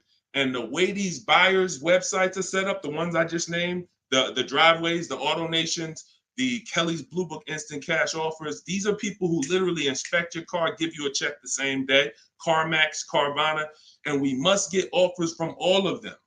See, we don't realize, as y'all learn more about saving thousands effortlessly and easily, you're going to learn it comes through bids. It comes through bids. It doesn't come through giving one person an opportunity to buy your vehicle. We must get bids. When we let the market bid on our vehicles, we're going to win every single time. We're never going to worry about if we overspent. We're never going to worry. This is all in the book. So everything I'm teaching y'all on this live and in my free vid, it's all in my book, step by step, 75% off, get yours. But you have to know exactly what the market will pay for our vehicle. We must know that, and that's very easy to do. Going to these websites, getting these offers. Their offers are really good. They put their best foot forward. Sometimes the dealerships, which are Kelly's Blue Book, Instant Cash Offer, AutoNation, they might try to, what they're trying to do is put a number online and see if they can stand by it. So we got to make sure we're very accurate when we tell people how much, what the condition is of our vehicle. But then we're getting offers. So if you get those offers, y'all, and you see that those offers are $1,000, $2,000, $3,000 more than your payoff, then that means you have equity. If it's $4,000 or $5,000, that means you have equity. And here's what you got to know. The customer payoff for our leases, when we're done, we're still talking about answering this young lady's question about what the lease in process is. She asks, should we return a lease and lease another vehicle from the same dealer or a different dealer? What I'm trying to tell y'all and get across to y'all is all of our transactions from now on, who we sell our car to, that's going to be different than who we buy our car from. See, y'all know that the car business has programmed us to give the dealership 3 transactions. We're going to buy a car from them. A lot of times we're going to trade our cars in, and then we're going to get our financing from them. What I'm telling y'all is, as you use what I teach and you really want to save thousands and thousands and guarantee your best deal, if you want to guarantee every time you get a car, it's your best price possible, type me in the comments. If you want to just type a G for guarantee. I want to know every time. In order for y'all to do this, we got to start separating our transactions. So I see you, Terry. I see you, Israel. I see you. Okay, so we all type in G's. This is what we must do to guarantee that we got the best price car. I see you, Father of Legends. I see you, Johnny Martinez. All right, we live on every platform. So when we are shopping, when assessing our equity is the first thing we do after we decide if we're leasing or purchasing. I'm telling y'all that in the steps of car buying, we got to know what order we do things. It's just like baking a cake. If we put the eggs in first and then we put the milk, and it said, no, don't put the milk in until, I don't know, you've let the thing sit for 10 minutes. You just put the milk in, it's not going to be right? So order is important. Shout out to the sharers. I appreciate it. And listen, I appreciate everybody who shares. I appreciate everybody who helps us spread this message. And in time, we're going to do something great for the sharers, because we can't do this without y'all telling people about it. So this is the equity assessment. We don't worry about what car we're going to buy yet. We don't worry about who we're going to get our loan from yet. Here's why. Until we know what our equity position is, we don't know what we're doing.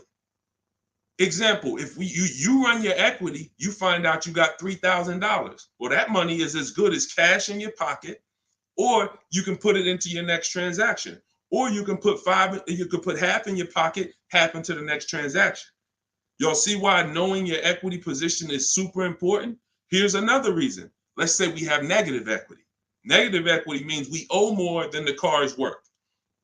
In my book, I talk about, and you'll hear me talk about it in my free videos, there's only 3 things you can do with negative equity. You can pay it off.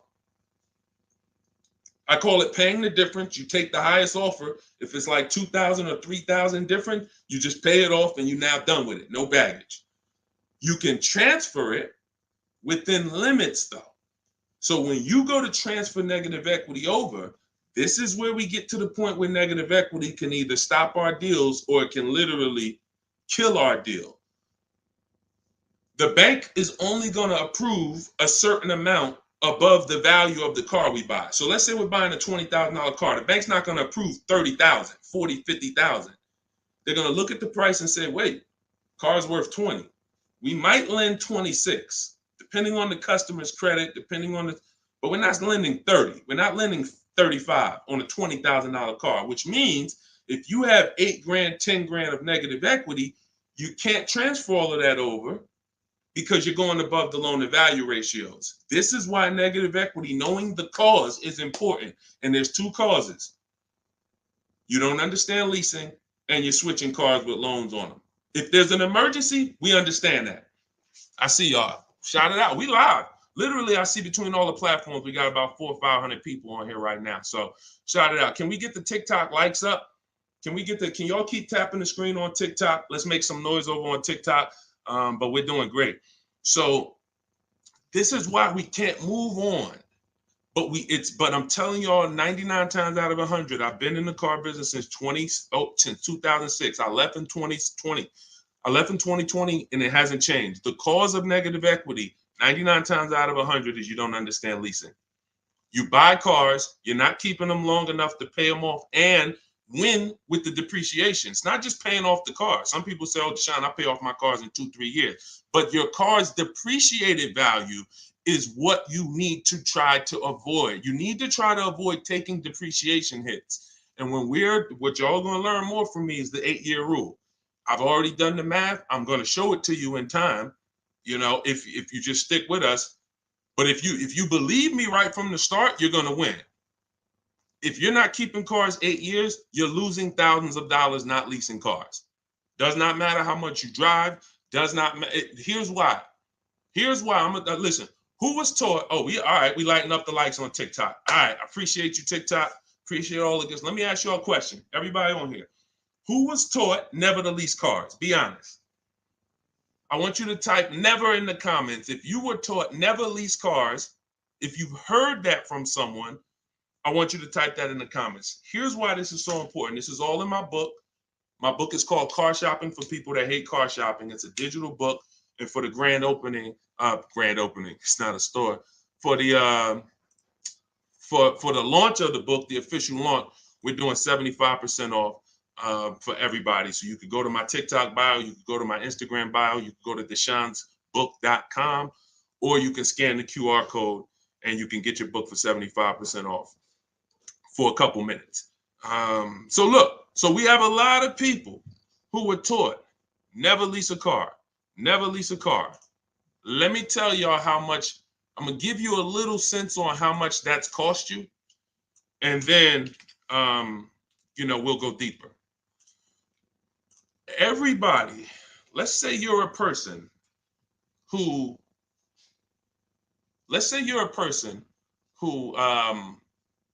keeps their cars until the wheels fall off. We call those cars keepers. If your next car is going to be a keeper, type K. That means I'm going to keep this thing until the wheels fall off. I'm going to keep this thing 8 years minimum, 10, 12, 15. That's what I do. I see you, Abby. Now, the benefit about buying a car and keeping 8+ years is you get to outlive all the depreciation. Your car loses X% of value the day you get it. And whether you drive it or not, if somebody came and parked a car outside your house right now and said, "Hey, this car is worth $30,000. It's yours." Now you say, "I don't drive. I already got a car. I don't need it." You come out a year later, is that car worth $30,000? You didn't drive it. See, this is your first. You didn't put a mile on it. You didn't touch it. It just stayed out there. It was worth 30 when they dropped it off. Is it worth 30 today? A year later? Exactly. Here's what I'm telling y'all. That's the first deep lesson on depreciation. See, if you get that, now you're getting the clue of why leasing is not about how much you drive. People who say, "Oh, I like to drive as much as I want to, so I buy my cars because I don't want to pay for the mileage." Here's the revelation. You pay for the usage of the car whether you use it or not, whether you drive it or not. It's going down. The more usage you put on it, the faster it goes down. So leasing is not a matter of how much I drive. Leasing is, if I get a great lease deal, we're going to talk about that. All lease deals aren't created equal. And these commercials we see that say, "Hey, 3,000 down, 8," these are not lease deals. I'm going to show y'all some lease deals over, I'll actually probably show y'all one in the next couple minutes. Great lease deals are not advertised. They're made in secret. No one really knows about them. The great lease deals are not advertised. Great deals are not advertised. Great deals are not advertised. So you can't judge the lease pricing by what y'all see in these commercials, or it's not going to make sense to you. But when you get great lease deals, it is no comparison. The name of the game is, will I pay less with a great lease deal in depreciation than I would pay if I purchased that car? That is the name of the game. And when I look and see, all right, if I get a great lease deal, I'm only paying 30% of the car's value, 35, 40%, 45%. But if I bought that car, regardless of whether I pay cash, regardless of whether I got a loan on it, the asset, the value of the car is going to go down by more than that. So what we're doing when we're leasing versus buying is we're trying to hedge against depreciation. We're trying to acquire a car that says, based on how I got this car and the price I'm paying for it over 3 years, it's thousands less than if I would have went and purchased that same car and just took the value of the depreciation.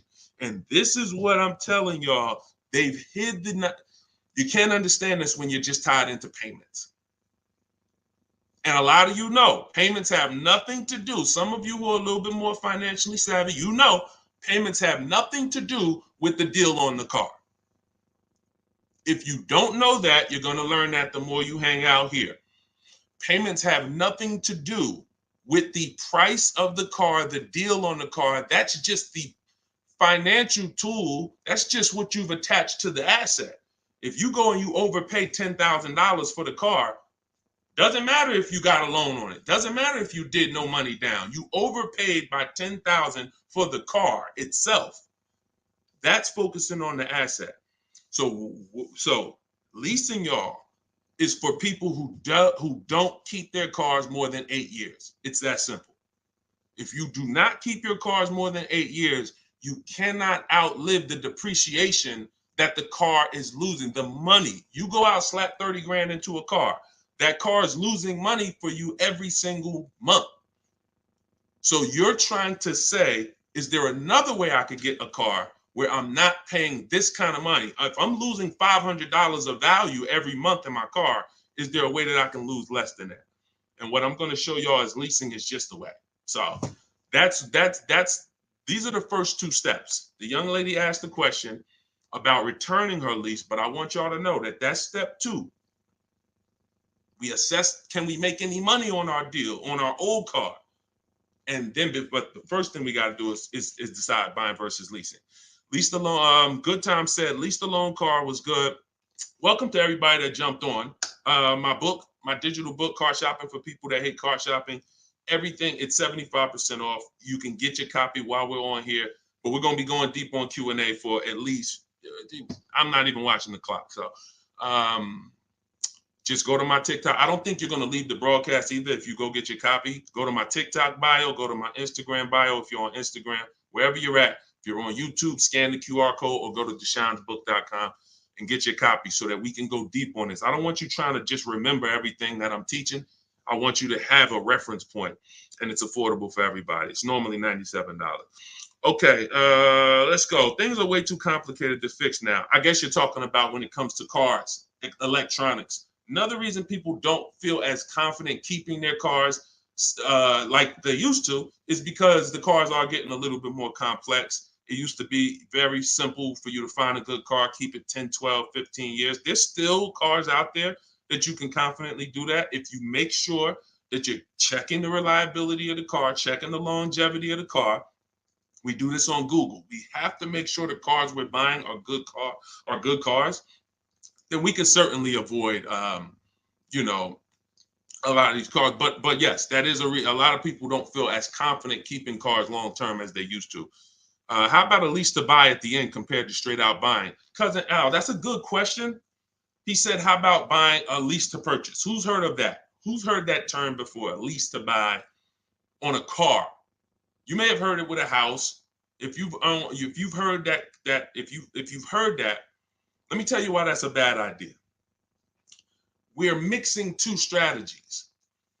See, there's nothing better than for the long-term person than us buying a long-term car, making sure we pay less than everyone else. That we're gonna do that. We're gonna get you stay around me. You learn from what I do, what I teach. You're gonna get below market car deals, new cars, leases, pre-owned cars. The best way to save the most money on a car is to buy it.